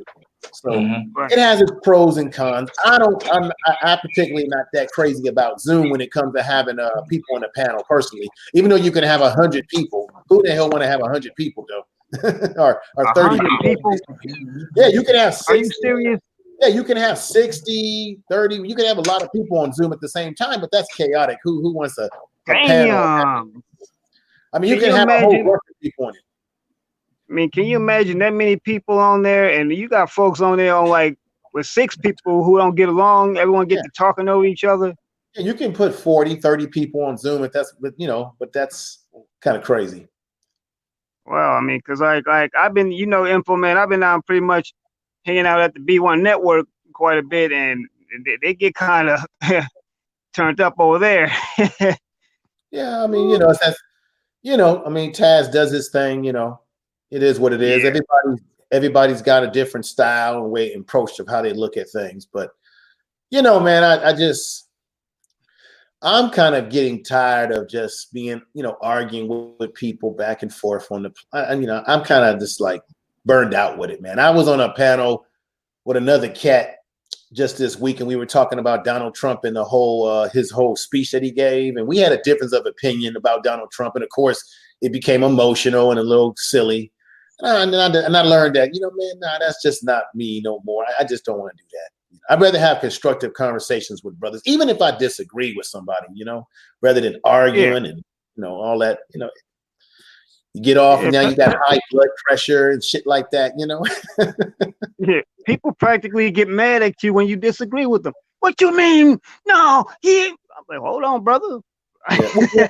One of the things that I've learned though too, and it's to each his own. People can believe, in their political party and their political president, even if I disagree. But what I'm finding out on YouTube, especially, there's a lot of black folks that's riding with Donald Trump. And I've been trying to figure out what that's all about. But to each his own. It's very disturbing to me personally because I'm like, damn, people riding with this guy 100%. It is what it is.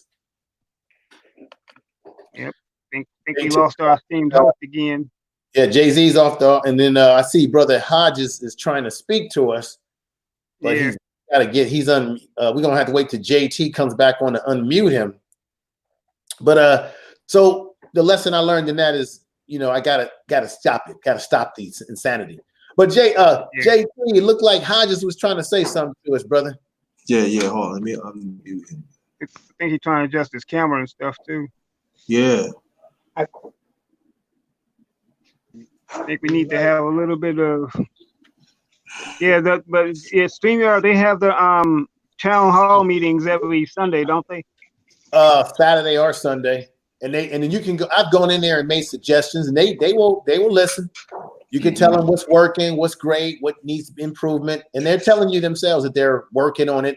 It's a work in progress. So information man, let me ask you a question. When they supposed to add more people to the panel? When they supposed to do that? I personally don't have a date that I can give you, but they say that it's something that they're working on. What they do is the more requests that they have for certain things, they begin to say, okay, we got to implement that. So they already know that there's a demand for more people. So it's coming. Matter of fact, hell, when they come on today or tomorrow, they might tell everybody, hey, I know, I come out. We have 10 people on there by internet. I got it. By tomorrow or something. So it may come. It may come sooner than we know. Cool. That's the word I'm looking for. Interface.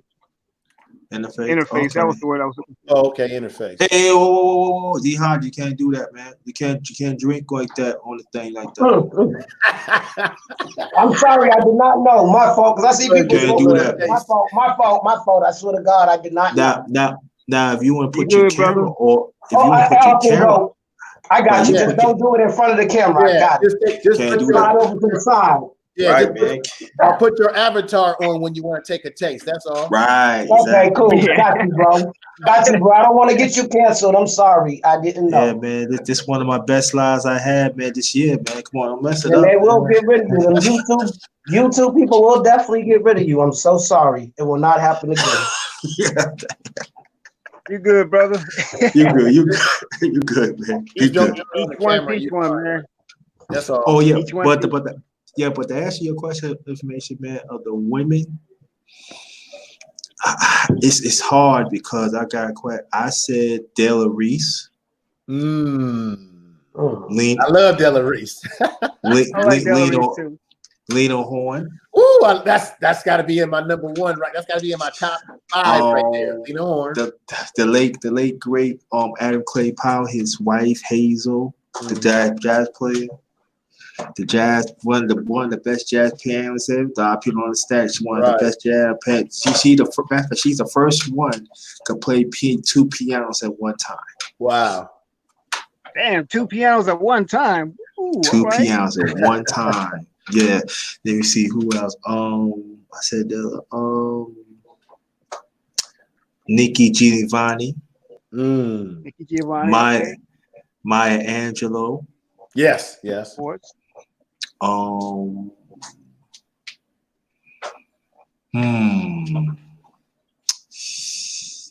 Dr. Betty Shabazz. I gotta put her number one because she never stopped advocating for black men. That's right.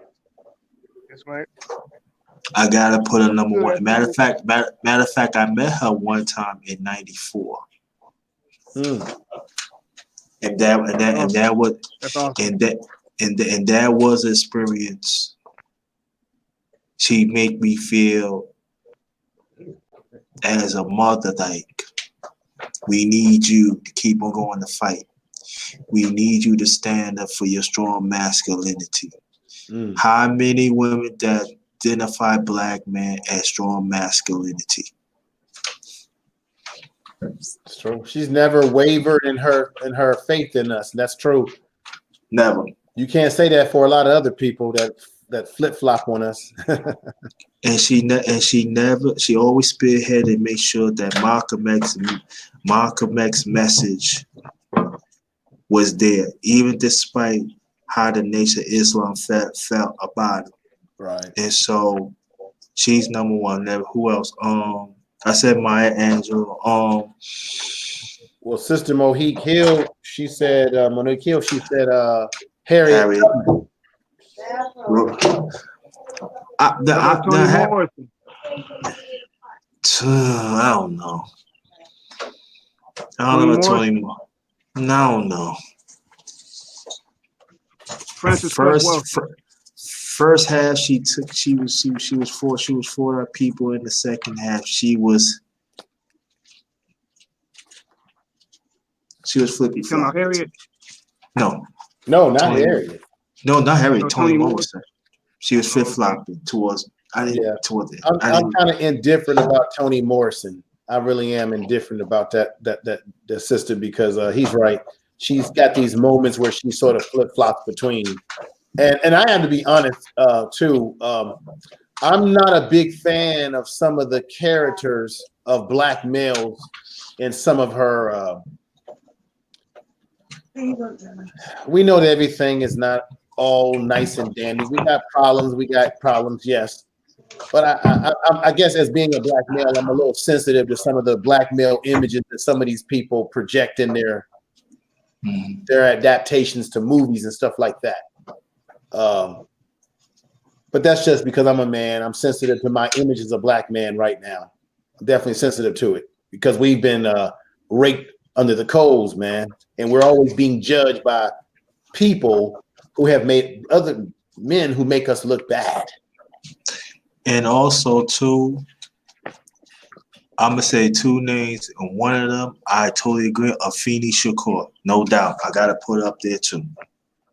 Afeni Shakur, okay, yeah. Yeah. Now, the first name I did put up there, but I had to take off is the late, great Angela Davis because she was there for our people with the Black Panther Party.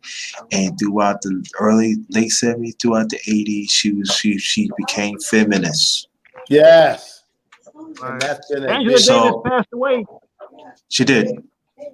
When did she pass? I think sometime last year, year before last. Right. I didn't know Angela Davis passed away. Yeah. So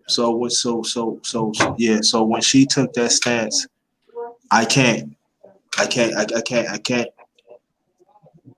Now that I think about it, I think she became lesbian. Yeah, yes. She was a lesbian. Matter of fact, I met her. She was teaching courses at my university, and then she moved on to another university in California. But I think she changed into the whole feminist movement. And I'm trying. And JT is right. How do you go from the Black Panther movement to a feminist movement that was created by white women? Which you would think that she would have the knowledge to know what that was really all about. But I don't want to talk about her. She's passed away. But I have to agree with JT. I'm gonna say one last thing, and then we're gonna keep it going. It's just that it was a slap in the face that you fight against oppression in the 60s that that was sorely needed. And you went back to the oppression eating from the devil's table. And you with a woman white woman, that did not care about us as a people, especially us as black men. And so I'm not going like information, man. I'm not going to get into that because she passed and ongoing. for me personally, I had a big problem with that. But let me see who.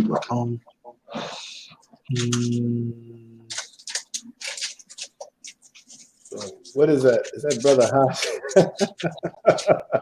Hodges, man. What's going on, brother? I mean, your mic, man, because you. And so, but I had quite a few. Let me see. Let me name. I like. Fannie Lou Haman. Yeah. That sister is 100% the truth. Official. I gotta go with. How much of y'all know? How much y'all know about Sister IDB Wells? Yes. I know they named the housing they named the housing project after in Chicago. Right. I don't know much about her as a person. I would love to learn though. Let me say this. You know, they tried to piggyback her into the white women's feminist movement. No. IDB Wells was actually had a movement for black women, right? And then the white women sort of like what do you call it? Sort of infiltrated what she was already doing. Yeah, because she was about black empowerment, black women in particular. But given the time that she grew up in and what was happening, I got to give her some kudos. Okay, and then I'm with JT when it comes to Sister Sabag. I had a chance to meet her when I was in college. She came and spoke at our at San Francisco State because we had a beautiful mural of her husband. She went there to do a ceremony for the mural, and I had a chance to meet her there. So I got to give her much props. And then, how many of y'all up on Shirley Chisholm, Sister Shirley Chisholm? Oh yes, I heard Chisholm. Yeah, long time Congresswoman in Brooklyn, New York. Yeah. I heard Shirley Chisholm. I'm not sure what her accomplishments were, but I have heard of her. She was one of the first co-founders of Black. He freezing. Yeah. We'll come back. And he was. I know he's probably going to say what I'm going to say. She was actually the first woman to run for president. Not no Hillary Clinton. She was the first one. Matter of fact, of all black people. So, Hodge is right, man. There's probably so many people that you can't put them all in a. It's difficult. There's so many ladies, sisters that have done some fantastic things. And do you know that they name in Brooklyn? They name a post office after Shirley Chisholm. Now, one thing too, that she almost coexists with Angela Davis in her later years. She took a certain stance of a feminist too. Certain stances. She did. That's true. Some of those sisters, but see, JT, do you think? Let me ask you this question, brother. Do you think that some of our black women at that time during that movement took on those feminine stances because that's when the feminist movement was at its most height, and black women were feeling sort of like their issues were not being addressed? How do you think that played all out? Oh man, that's a good question. I'm trying to be more. I'm gonna try. Yeah. No, I want to hear what you're saying. Use black women. Feminist movement basically use black women pretty much just to buffer their numbers anyway, so they can have the numbers. They could care less about black women's issues. We have to give a critical analysis about what happened between black women that were involved in the Black Power movement, black women that were saying, "I'm black and I'm proud. I like my natural," right? What happened between that era that made black women of that nature start to switch over to what JT is saying, the feminist ideology? Was it something that because they didn't see that their needs or their issues were being addressed by either the larger society or black men? What is it? I would say this, and I'm going by what I see my late grandmother and my late great grandmother. And y'all understand what I'm saying like this. There are some women had bad experience with men But at the same time, this is too more on a broader point is this that there are some women that not black women, I'm talking about certain women, they was in their ear talking about look at the power that the black man had. We never really have no power. And then they go by their experience and they want to put together the black woman experience, as we already know that is totally different. Right. And so what happened was you see the certain diminish of the family structure has been breaking down. And then throw on in too. When you have welfare system at that time saying that the father cannot be in the house, Right. that plays a lot of role too. Right. And so instead of that we be part of this elevation for us as a people, I'm talking about as a family unit, to understand what really was going on, what they doing to us. There is a certain decline of the black man, the black woman relationship has diminished. Now I would say this though too. There are some black men have been part of that too, has not stepped up to make they be counted too.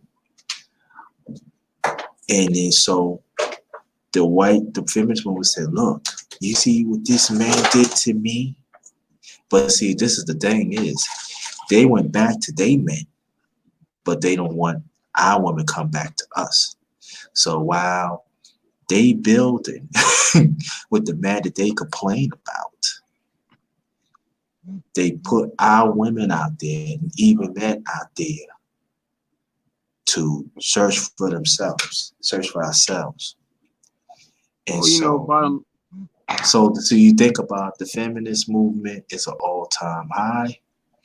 We argued among ourselves. Mm-hmm. But at the end of the day, that was their fight, not our fight. Right. And at the same time, they were still maintaining white supremacy to begin with anyway, because even though they went back to the man that they claimed that they hated, he still enforced white supremacy. They birthed it. So either way, it was still a win-win for them. Mm. And at the same time too, there are some people mistaking male masculinity and real woman feminine. And they think that by confusing that will break us up too. Because this is what I was hearing from my grandmother and my great-great-grandmother. Where the man at? These men trying to take over and stuff like that. But I used to say that, I understand you had it hard back then, but as a woman, y'all made choices. Y'all said y'all don't want to be around men. D Harder, I gotta mute you because it's too much noise. I'll mute you back. So I actually seen pain. Let me tell you, my late grandmother, my late father was living. They could not stand each other. But I understood when I got older of the bigger picture. My mother identified strong male masculinity. My grandmother has not had no strong masculinity for men, because everything is all about I'm not saying that she showed love, but I know that when it comes to men, there was certain resentment. So they did not know that like I said, they don't know they act as a feminist and stuff, but you could actually hear it. You could actually hear it. Mm. As for me, it was a standoffish to me. As like I'm looking like how you. I mean, despite how my father was, you know, my late father was born in the 70s. I mean, late 1920s. It was hard. Even anybody born in the South Side, as your brothers know, even the black movement was hard. So it wasn't really hot in the love because everything they do everything off the jump and everything.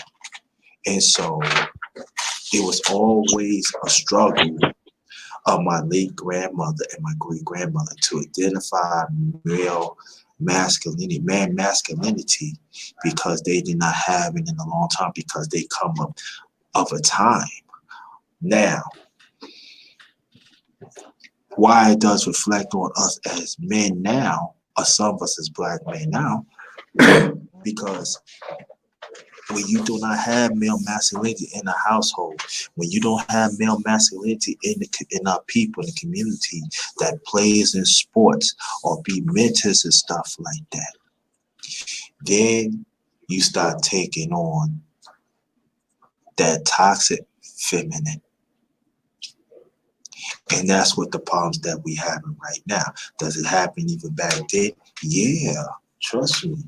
And that's why for me personally, it was like I knew that they loved me, but I had to see like if you hate my father or you hate any man, that means in downright you hate me and I'm blood. So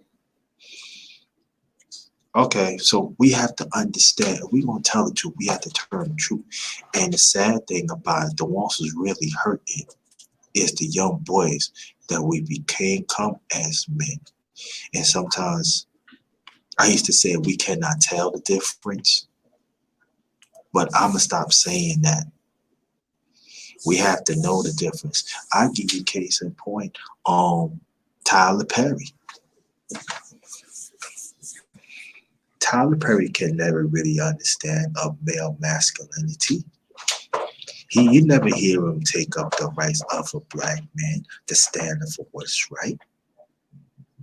He always take on the feminine. I'm not saying nothing wrong with that. But you have a son to teach him how to be a man. So there's a lot of imbalances that is happening in our people that we don't want to talk about. Right. Right. Definitely. Definitely. You're absolutely right about that, JT. And we don't want to talk about it because we live in so much denial of our issues. And that's why I was saying what I said earlier when I was on, is that we don't want to deal with the things that give us pain. We bury it. And then when you do that, you can't ever heal. And therefore, if you can't heal, you can't go forward in anything that you do, in any issue that you're dealing with. You can't, because we're in so much denial as to what our true pain is, what we've gone through. And it gets handed down, brother, from generation to generation. Yeah. And now I want you to get into Aaron Collins too. And to go more to the point too, us as brothers, we have to identify it too. We have to ask, when is the time that our male masculinity had to be counted to? Right. You know what I'm saying? And that is another conversation. I remember you talked about this last year, information, man. I'm just letting you know. I remember because I was in the panel on that.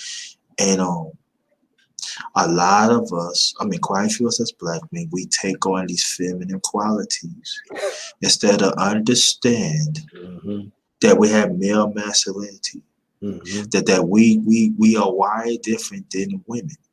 Right. And then you got some said, "Oh, I disagree with information, man." Instead, it doesn't mean I disagree. I disagree with information. It doesn't mean that he has strong masculinity. We just had different. We just go by different things.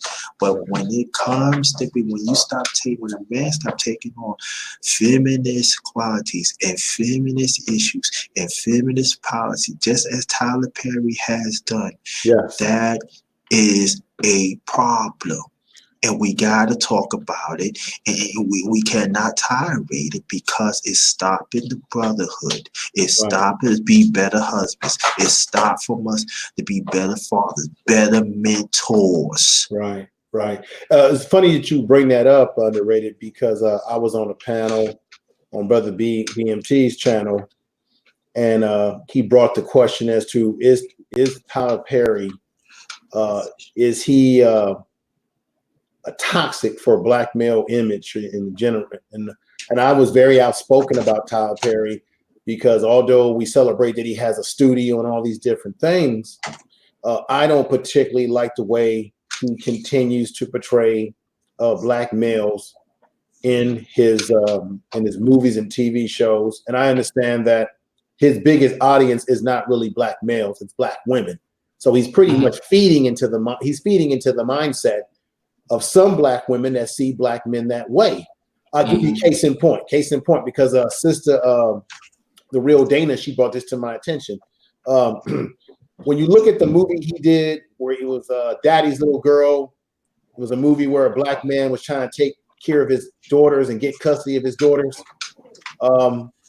A lot of people didn't support that movie, but when you look at his movies where you've got black male fuckery and you've got the emotional black woman and all this, and black men looking negatively, that kind of sells. So then the question was, well, the reality is that it's black women that support his movies more than we do. So what does it say about black women if they are willing to support more of his movies that sort of display black men in negative ways, and it also displays black women in emotional vulnerability? And then when he makes a movie about a black man doing the right thing, it doesn't get the same attention that the other movies that he's made has done. And black women are his main and biggest audience. That's true. And then seeing the thing about, man, I'm gonna bring it up anyway because I'm the underrated one. I could do this. I know you heard about the incident what happened when I was 11. Remember I was talking about that? When you were on, say it again, brother. Remind me. You remember I was talking about what happened when I was 11, when I was talking about as a little boy? Oh, yeah. Okay. No, people, that's a sensitive issue. You're right. We ain't gonna bring it up today. But why I bring that up, and the people, you can feel it, whatever it is, fill in the blanks, everything. When I was seeking for justice as a little boy, do you know it wasn't really the men of the system? It was some. It was the women. The women that had your back. No, we didn't have it back. So the women were the ones that turned on you? Yes. And it was the men who had your back? Some. Okay. It was just some. And the point that I'm making is this, that I could have been going hating women, period. But I didn't. I had to understand that this system, when we talking about toxic feminists, and we had to understand there's a bigger role that they playing, that we not giving them enough credit how they have a grip, right, of this notion that especially us black men, we monsters, but at the same time, they are doing the things too.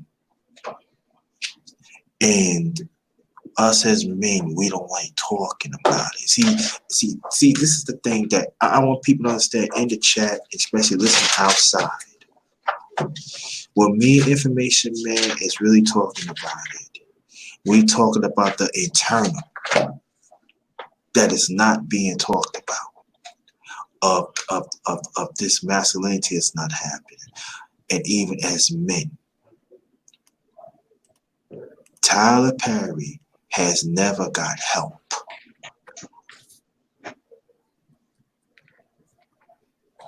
And I want you to understand that.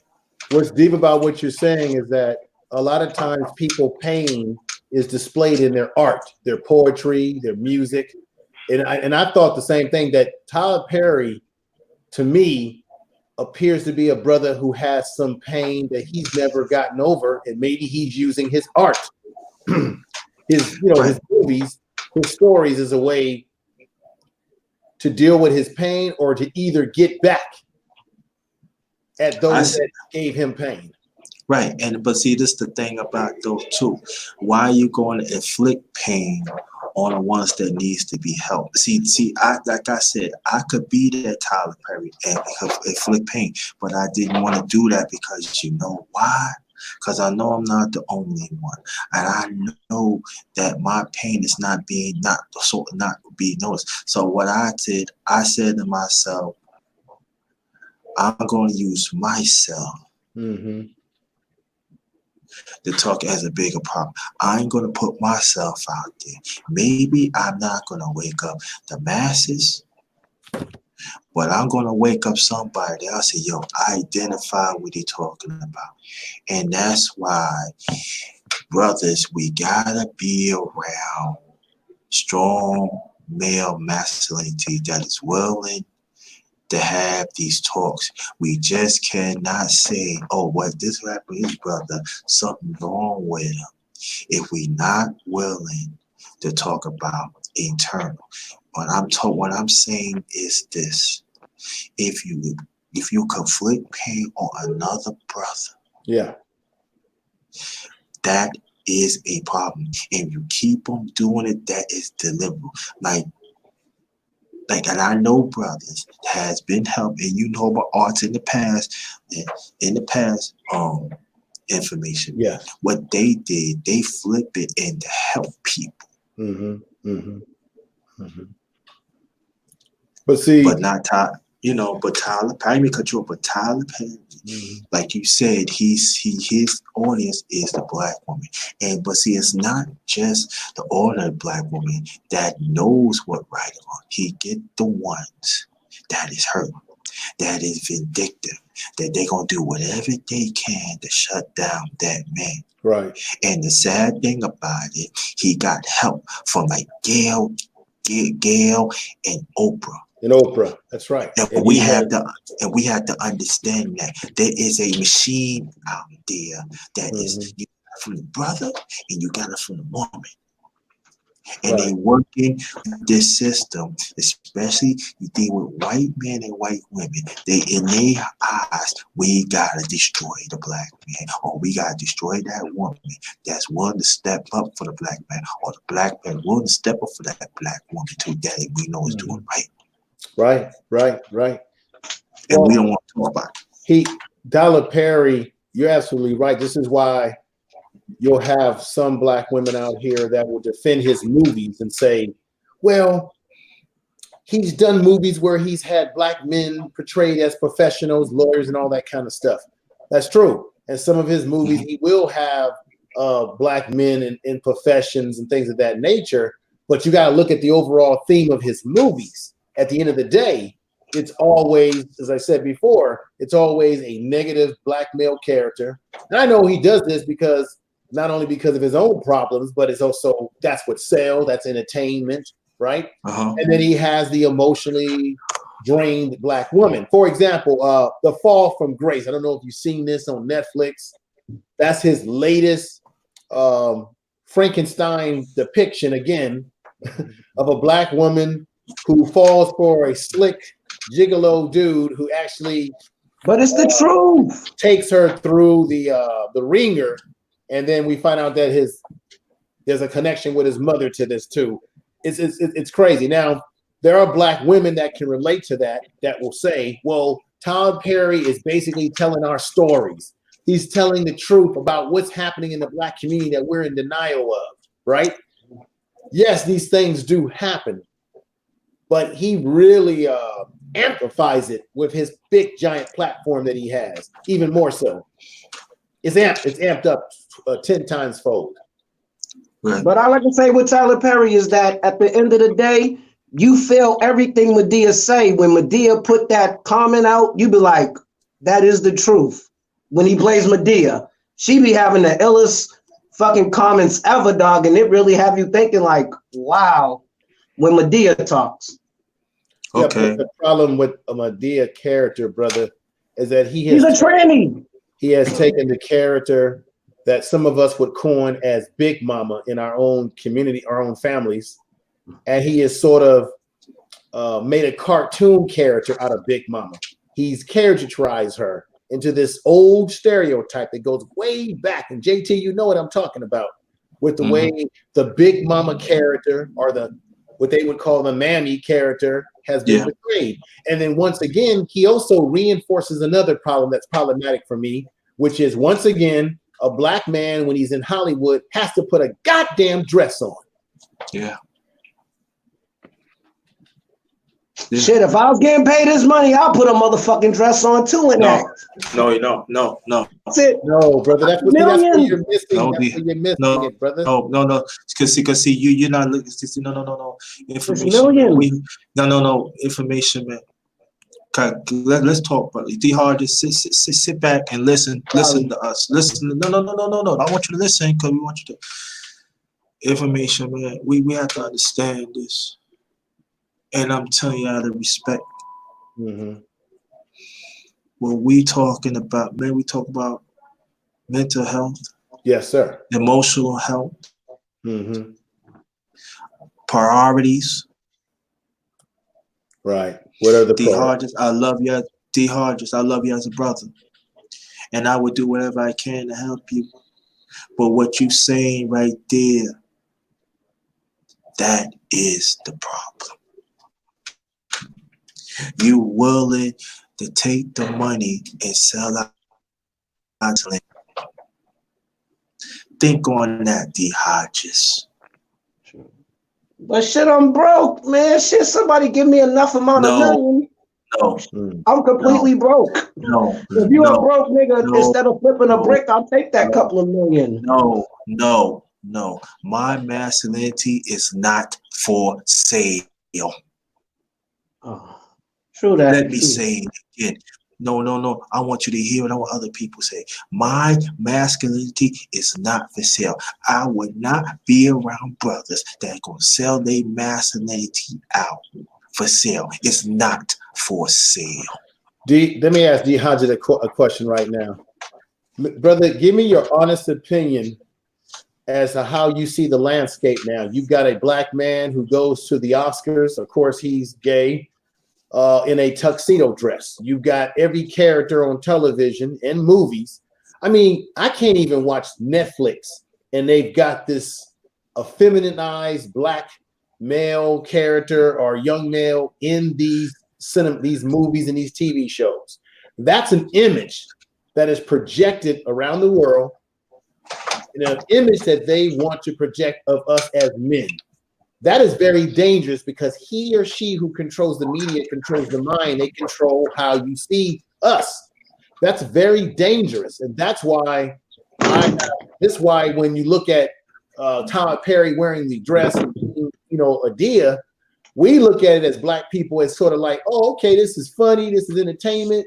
Yeah, I had a big mama in my upbringing and all that kind of stuff. It may appear as entertainment, but in the end, we don't realize the psychological damage that it's doing to our young men that are growing up. And then we as older black men will sit around saying, I don't want no feminized boy. What's wrong? We blame it on our black women and say, well, black women are raising these kids, these young men without a father, and that's why they're this way. But wait a minute, the images of someone like Tyler Perry or even yourself, you also contribute to the destruction of our black manhood, our community, and the imagery that is so powerful, which is why we try to get on YouTube and all these platforms and change the narrative of what it is to be black men.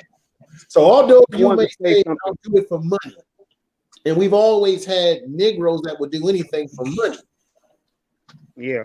I wanted to say something. There's a cost to pay for that too. Go ahead. At the end of the day, it's like he took care of his people with the money. Most niggas took that money.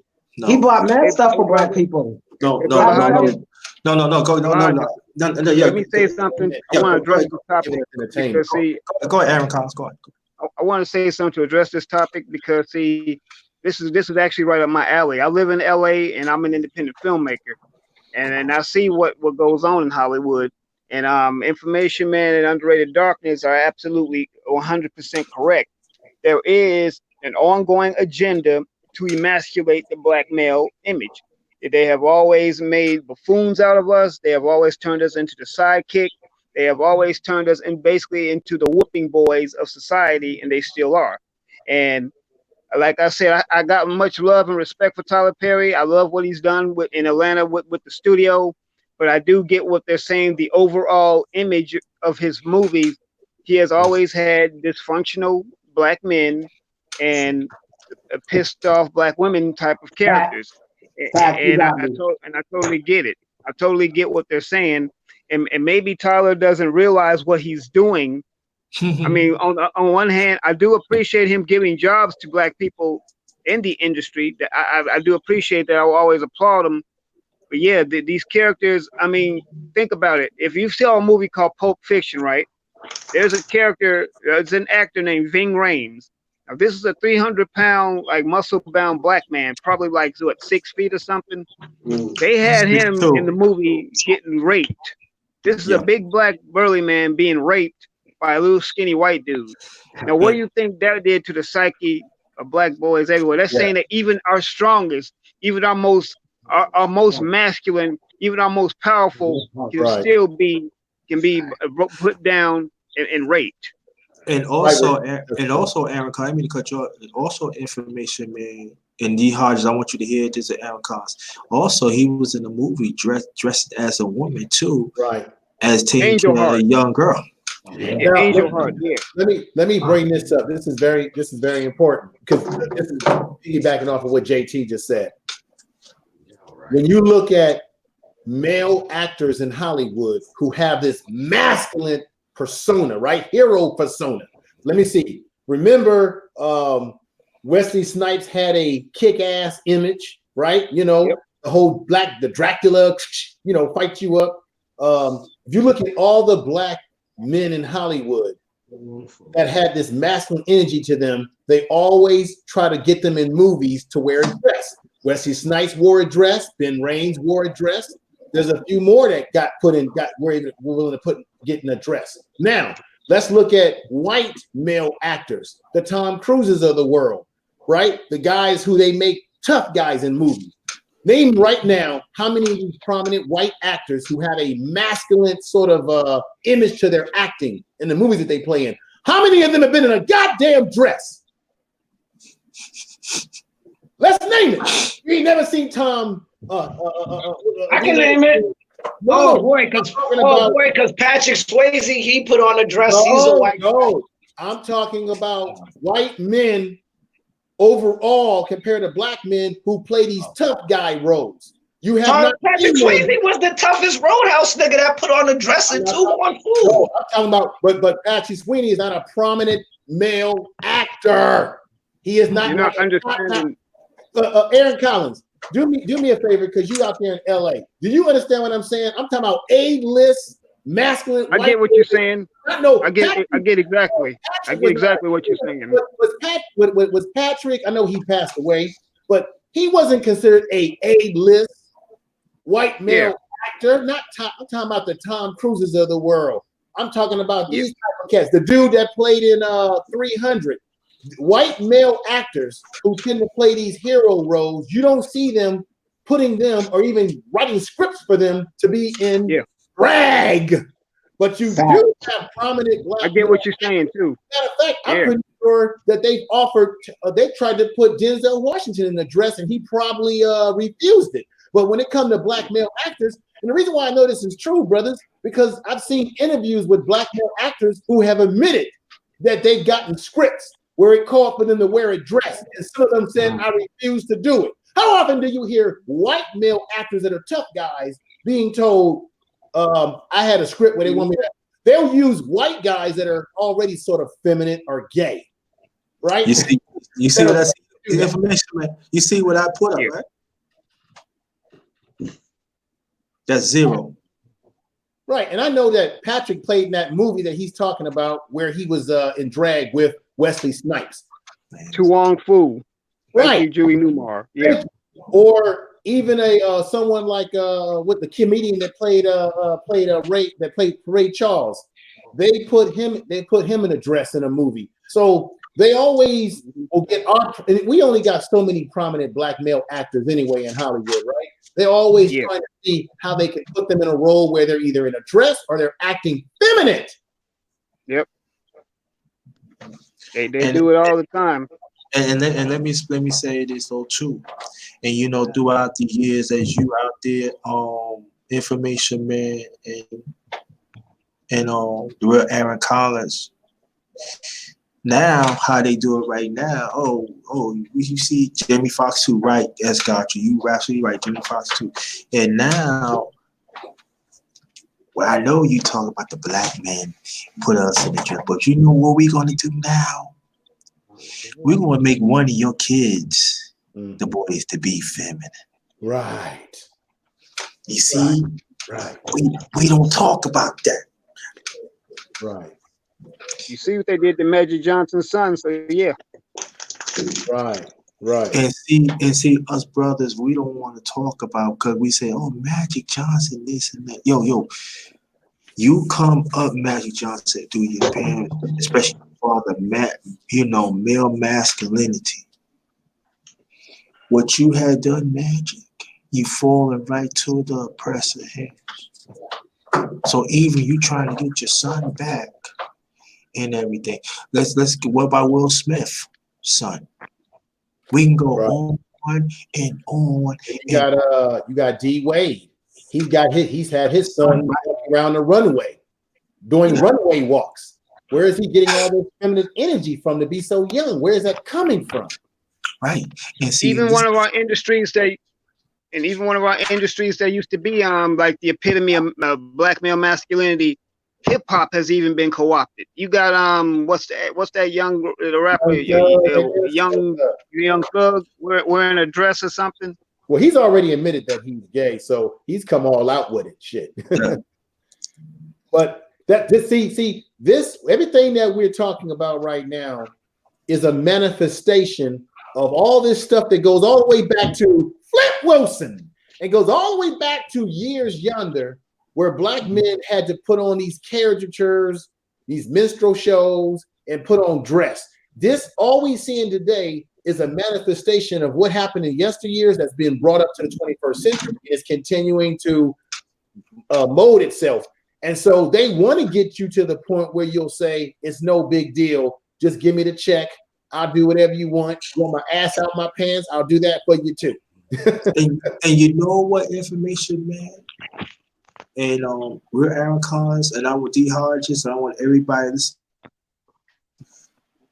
1970 was not that far ago. Mm-hmm.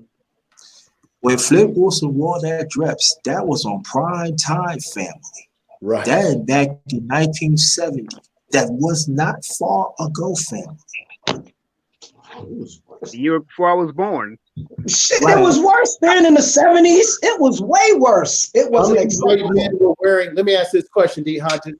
How many white men, let's name them. How many white men during the 70s on television for the whole world to see were dressing in female drag? Oh, that's a good one. Give me a minute. Let me tell you something. Robin Williams did it. Mrs. Doubtfire. And Robin Williams is a good ass actor. I said we're not talking about Robin Williams. We're not talking about white men. No. Let me just stop it right here. You said white men. Underrated Darkness is about 4 years older than me. I'm 50 years old. So I remember some of these TV shows as a kid growing up. I do too. I do not remember any prominent white man on television, Merv Griffin and the rest of them, getting on their show wearing a drag. I do remember seared into my brain a Flip Wilson. Now, damn it, if I'm telling it, if I'm lying, tell me I'm wrong. Underrated Darkness. You ain't wrong, and I'm gonna go one day better. Information man and Aaron Collins. Johnny Carson had his show for over 30 years. Not one time he put anything on as a woman. That's you right. know what? And you know what I would say to the D Hodges? Case closed. Yep. Matter of fact, Flip Wilson back in them days used to say the devil made me do it and all that stuff. Murd Albert never put on a dress. Right. None of those prominent white men on TV put on dresses. None of them. And you know what? I'm going to flip. You know what? I'm going to flip it on everybody right now. Not you. You know, I'm gonna D Hodge. We gonna give you game today.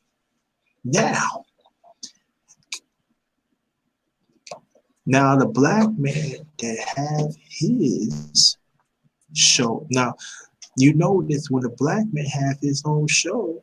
You know he dressed feminist. What about a black woman have her own show? Her feminine is not being shown. No, she's being aggressive. She's being masculine. She's being portrayed in a masculine way, which goes back to when you look at Nell Carter. You look at black women, particularly when they're an overweight woman. They portray them as angry, mad, overly masculine in their behavior, and then their white counterparts are usually what, brothers? They have a feminine quality to them. I'm gonna go way back. I'm gonna go way back. Maybe There's y'all something to be desired. I'm gonna go way back. That maybe y'all don't hear Morris Day's show. Oh yeah, feminine. Yeah, I remember that. Diana Shore. Yes. Feminine. Yeah, Valerie Harper show before she became Rhoda. Feminine, right? Right. Oh, I'm just saying, the archives out there, we proving up. But y'all tell people, I know people is listening in the chat, but I'm talking the ones outside. The proof is in the pudding. What we saying is wrong. See, you see how this oppressed system have our conflicted like that. And all that history culturally conditions us to the point that we'll say in the year 2020, sign me up. I'll put the dress on. You know, and I understand. And don't get me wrong, brother Hodges. I understand. We all need money. We all need to survive and pay our bills. I get that, brother. I get it.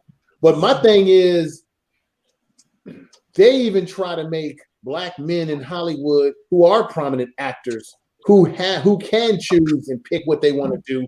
They will constantly try to put them in a dress. Why? Because I've seen interviews where, like I said before, where they'll say, I didn't want to play that role because they were trying to put me in a dress. I didn't want to do it. And of course, there's always somebody else that's willing to do it, of course. But that's a problem. And especially when we're talking about black men recapturing our images and who we are. It's a big problem. And so Tyler Perry, I give him kudos for having his own studio and doing the thing that he's been doing to be in the entertainment business. I'm just saying that he's at a point, I believe personally, in his career that he don't need to continue interjecting black men into fuckery, and he don't need to keep interjecting this Medea character. And I know why he does it, because it's bringing him home the bacon. He's making the bacon with that character. So he's going to keep projecting that character. He's making the money.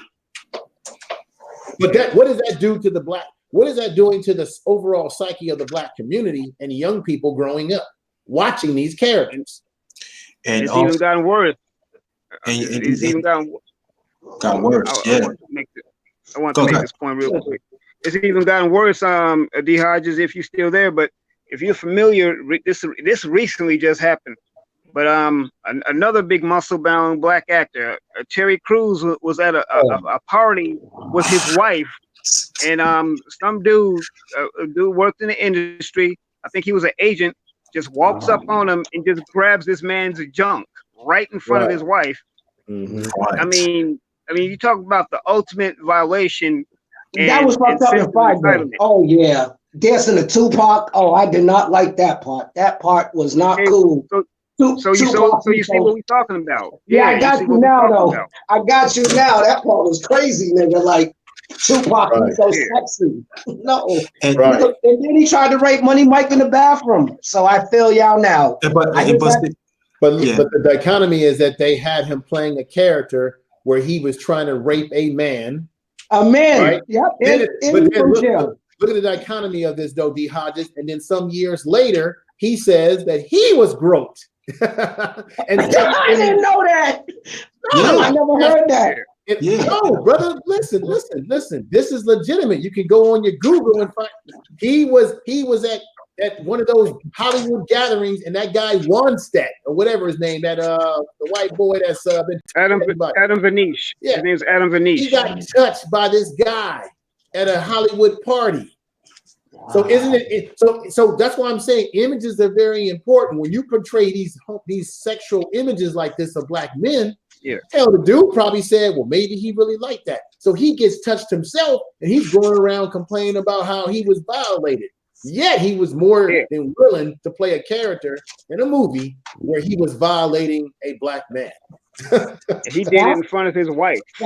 He did it right in front of his wife. I made my points. I tried to, but y'all killed me because that one just y'all shut me down with that one.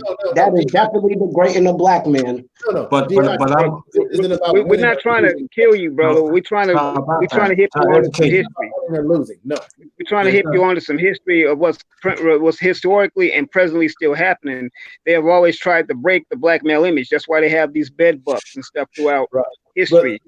They've always tried to over-sexualize us. They've tried to buffoonerize us. They're still doing it. They are literally trying to soften our image because black masculinity is pure masculinity in its true form, and they are intimidated and fearful of that. So they do everything they can to dumb it down and to soften our image. Right, and D. Hodges, I want you to understand what these two brothers said, and I'm getting ready to say this right now because a few minutes I got to end this, I got to go. This is a great conversation. I might make a part 2 to this, but this is the thing, though, too, D. Hodges, you have to understand this, too. That's why they using our brothers and our sisters in this homosexual thing that they in and what's going on. But with into it's not just happening, it was a gradual throughout the decades. But you got to understand, though, to D. Hodges, we had technology back then, but it's not what it is right now. Right. But the sad thing about it, instead of we go forward and pushing procreation between the black man and the black women, as we preached before, we going backwards. Right. And so when I'm saying like this, D. Hodges, listen, I'm not see again. I'm just trying to help you. And me, brothers, you know, trying to help you is this and that. Of the mindset you have, you know what I'm saying, is very, very dangerous. And I understand this, that of any man or woman that's pushing this, you have to understand they do not have us to be part of this unit, to have strong male masculinity. Right. See, when black women that is strong, they identify a strong man masculinity. When a strong black man identify that woman strong feminine, that's how it is. There are certain things in life you don't compromise. Right. Yep. Let me just say of Hollywood, tomorrow Hollywood's going to celebrate its highest honors and achievement tomorrow. The Academy Awards are coming on tomorrow. Of course, they're not going to really have too much black achievement, but you know what? I don't really even sweat or frown on that no more. I mean, I just love watching the ceremony and stuff. But I already knew that they weren't going to do really much with us to begin with, because first of all, the Academy was never designed with us in mind anyway. Right. So, right. And recently on Facebook, y'all want to, but Dr. Boyce Watkins, if y'all know who he is, he just started having something called Black Movie Night. You should check it out. Yeah, I heard about it. Pretty good. I'll leave with these last statements here. The reason. No, matter of fact, hold that information, man. Okay. D. Hodges, make your last remarks, please. I said I can't say nothing. Y'all done shut me down. I tried. No, brother. No, brother, we ain't trying to shut you down, bro. That's not not like that. But y'all were making actual facts that are right. So I've been trying, but every time I don't know what to say no more. Y'all got me, my nigga. Not in a bad way. We're not trying to shut you down, brother. We're trying to give you some history here. See, oh no, not down. Y'all shutting me down is just the point about my fact about how y'all explained to me how the black man been betrayed all these years, and I was laughing at it until y'all put it in perspective. Now I see a whole new light. Yeah, I didn't see it. You know, you'll get on a lot of different panels where you have brothers that are trying to win the argument by beating someone else down, but we're trying to bring education to this. Let me just end with this. I'm going to get off, but let me say this. We have to ask ourselves the most fundamental question. Why is it that of all the men in this society, out of Asian men, Latino men, white men, all these different races of other people, why is it that it is the black male that they tend to be the most obsessed with when it comes to destroying our image? You can take it all the way back to Dr. Frances Crelson Welsing in her ISIS paper, when she talked about when they would hang black men in the South, they would do what? Take your penis off. The white men had this obsession with our sexual energy, our sexuality, because they knew there was a fear, as Public Enemy said, a fear of a black planet, that we could annihilate this planet with our seed, because anything that you produce is going to be black man. So what do? You must buck break us by making us feminine and destroying our image. They are messing with us because we are the most masculine men on this planet and on this universe. So therefore, they've got to destroy us. This is why this is happening, my brother. This is why they are doing this to us. So we have to keep that in mind. Why are they doing this? And what is the bigger agenda? And once we understand that, nobody wants to hear us having this conversation right now. See, this is a conversation that, how many people on YouTube are actually having this type of conversation in this manner? I can say you can count it on you. It's very little. Mm-hmm. Yeah. That's why if we were talking all this nonsense, everybody be piling in here, right? Try to listen to. But this is a constructive conversation that's based in facts that nobody wants to deal with. Yep, it's by design. If we, like you said, Implement, if we was talking about bitches and hoes and going to the club and all that, I was saying, black men, save yourself because black women are holding you back. Give me a, that kind of nonsense. Then okay. But we're talking about something that's fun that you have to have an understanding of history and how history repeats itself in the present today. So thank you, brother. Underrated Darkness. I said my piece. Aaron Collins. Thank you, brothers, for having me on. Great information, man. If you want to share this or talk about it, feel free. I give you permission of it. Oh yeah, definitely. I'm gonna share this in my community tab and all that good stuff too. Yeah. Implement. We don't talk Implement too. We still got some stuff we got. We got some stuff we got to do too. So I'll hit you up too. But that's where you have to look at this. Why are they always historically messing with our image? Because they know your true potential, and we are the most masculine men. I'm going to leave you guys with this. I was listening to a guy on YouTube, and he said something that was very profound to me. And he said that the last vestige of masculinity in this society might be the black barbershop. That the black barbershop might be the last place that men can actually be men. The black barbershop. And you know they're trying to get into that. Oh God! No. But I'm about to go, bro. I wanted to say underrated. Real talk. Ever since the first time I called in this show about the woman issue, you already remember that call.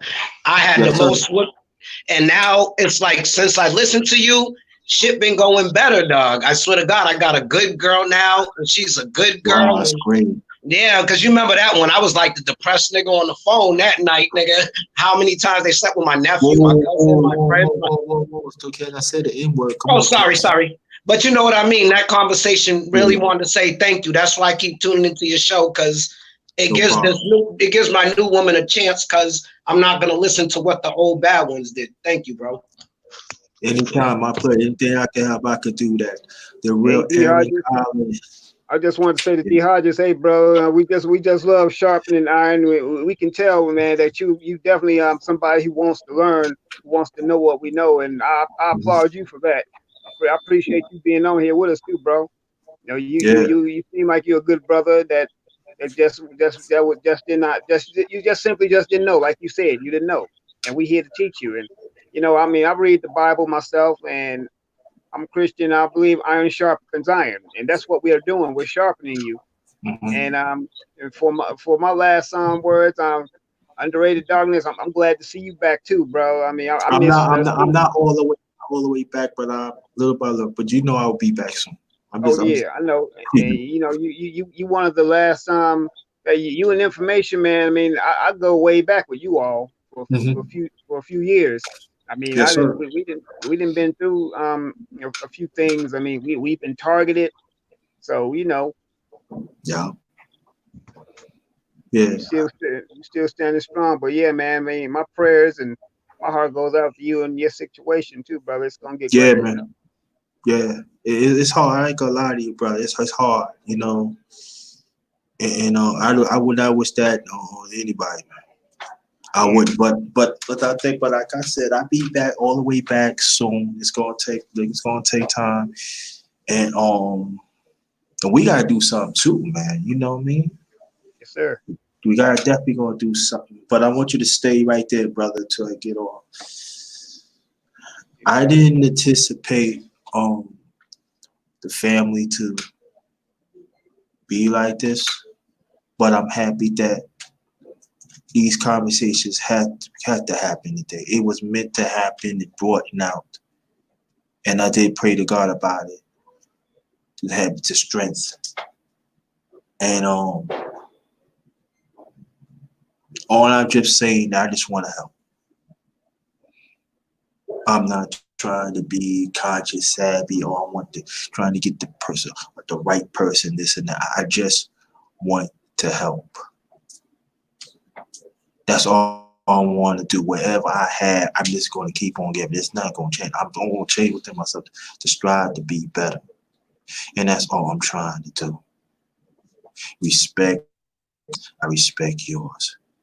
But you come against my existence, I'm going through you. I'm going to win. But gotta stop doing that, family. Everybody can bring something to the table that is something good. Maybe it's probably a certain disagreement. But thinking like this, bring something to the table. It doesn't have to be lavish. All I'm just saying, if you go do something, black man, inspire other black men. You cannot pick and choose what other black men you want to inspire. If you're not wanting to inspire all black men or all men, whatever it is, the message what I'm saying just now, it's not for you. Because what I'm doing right now, despite who don't like me, who don't think what I'm saying is something, it's no problem. But at least if somebody gets something out of it to better themselves, I'm with that. And whenever I get some Aaron Collins, I can get some information, man. I can get some for D Hodges. I can get some for anybody that's in the chat today. It's going to make me a better person. And it doesn't make a difference how many people. I know y'all see, they get this one and that one. This channel, you want to get something from this channel.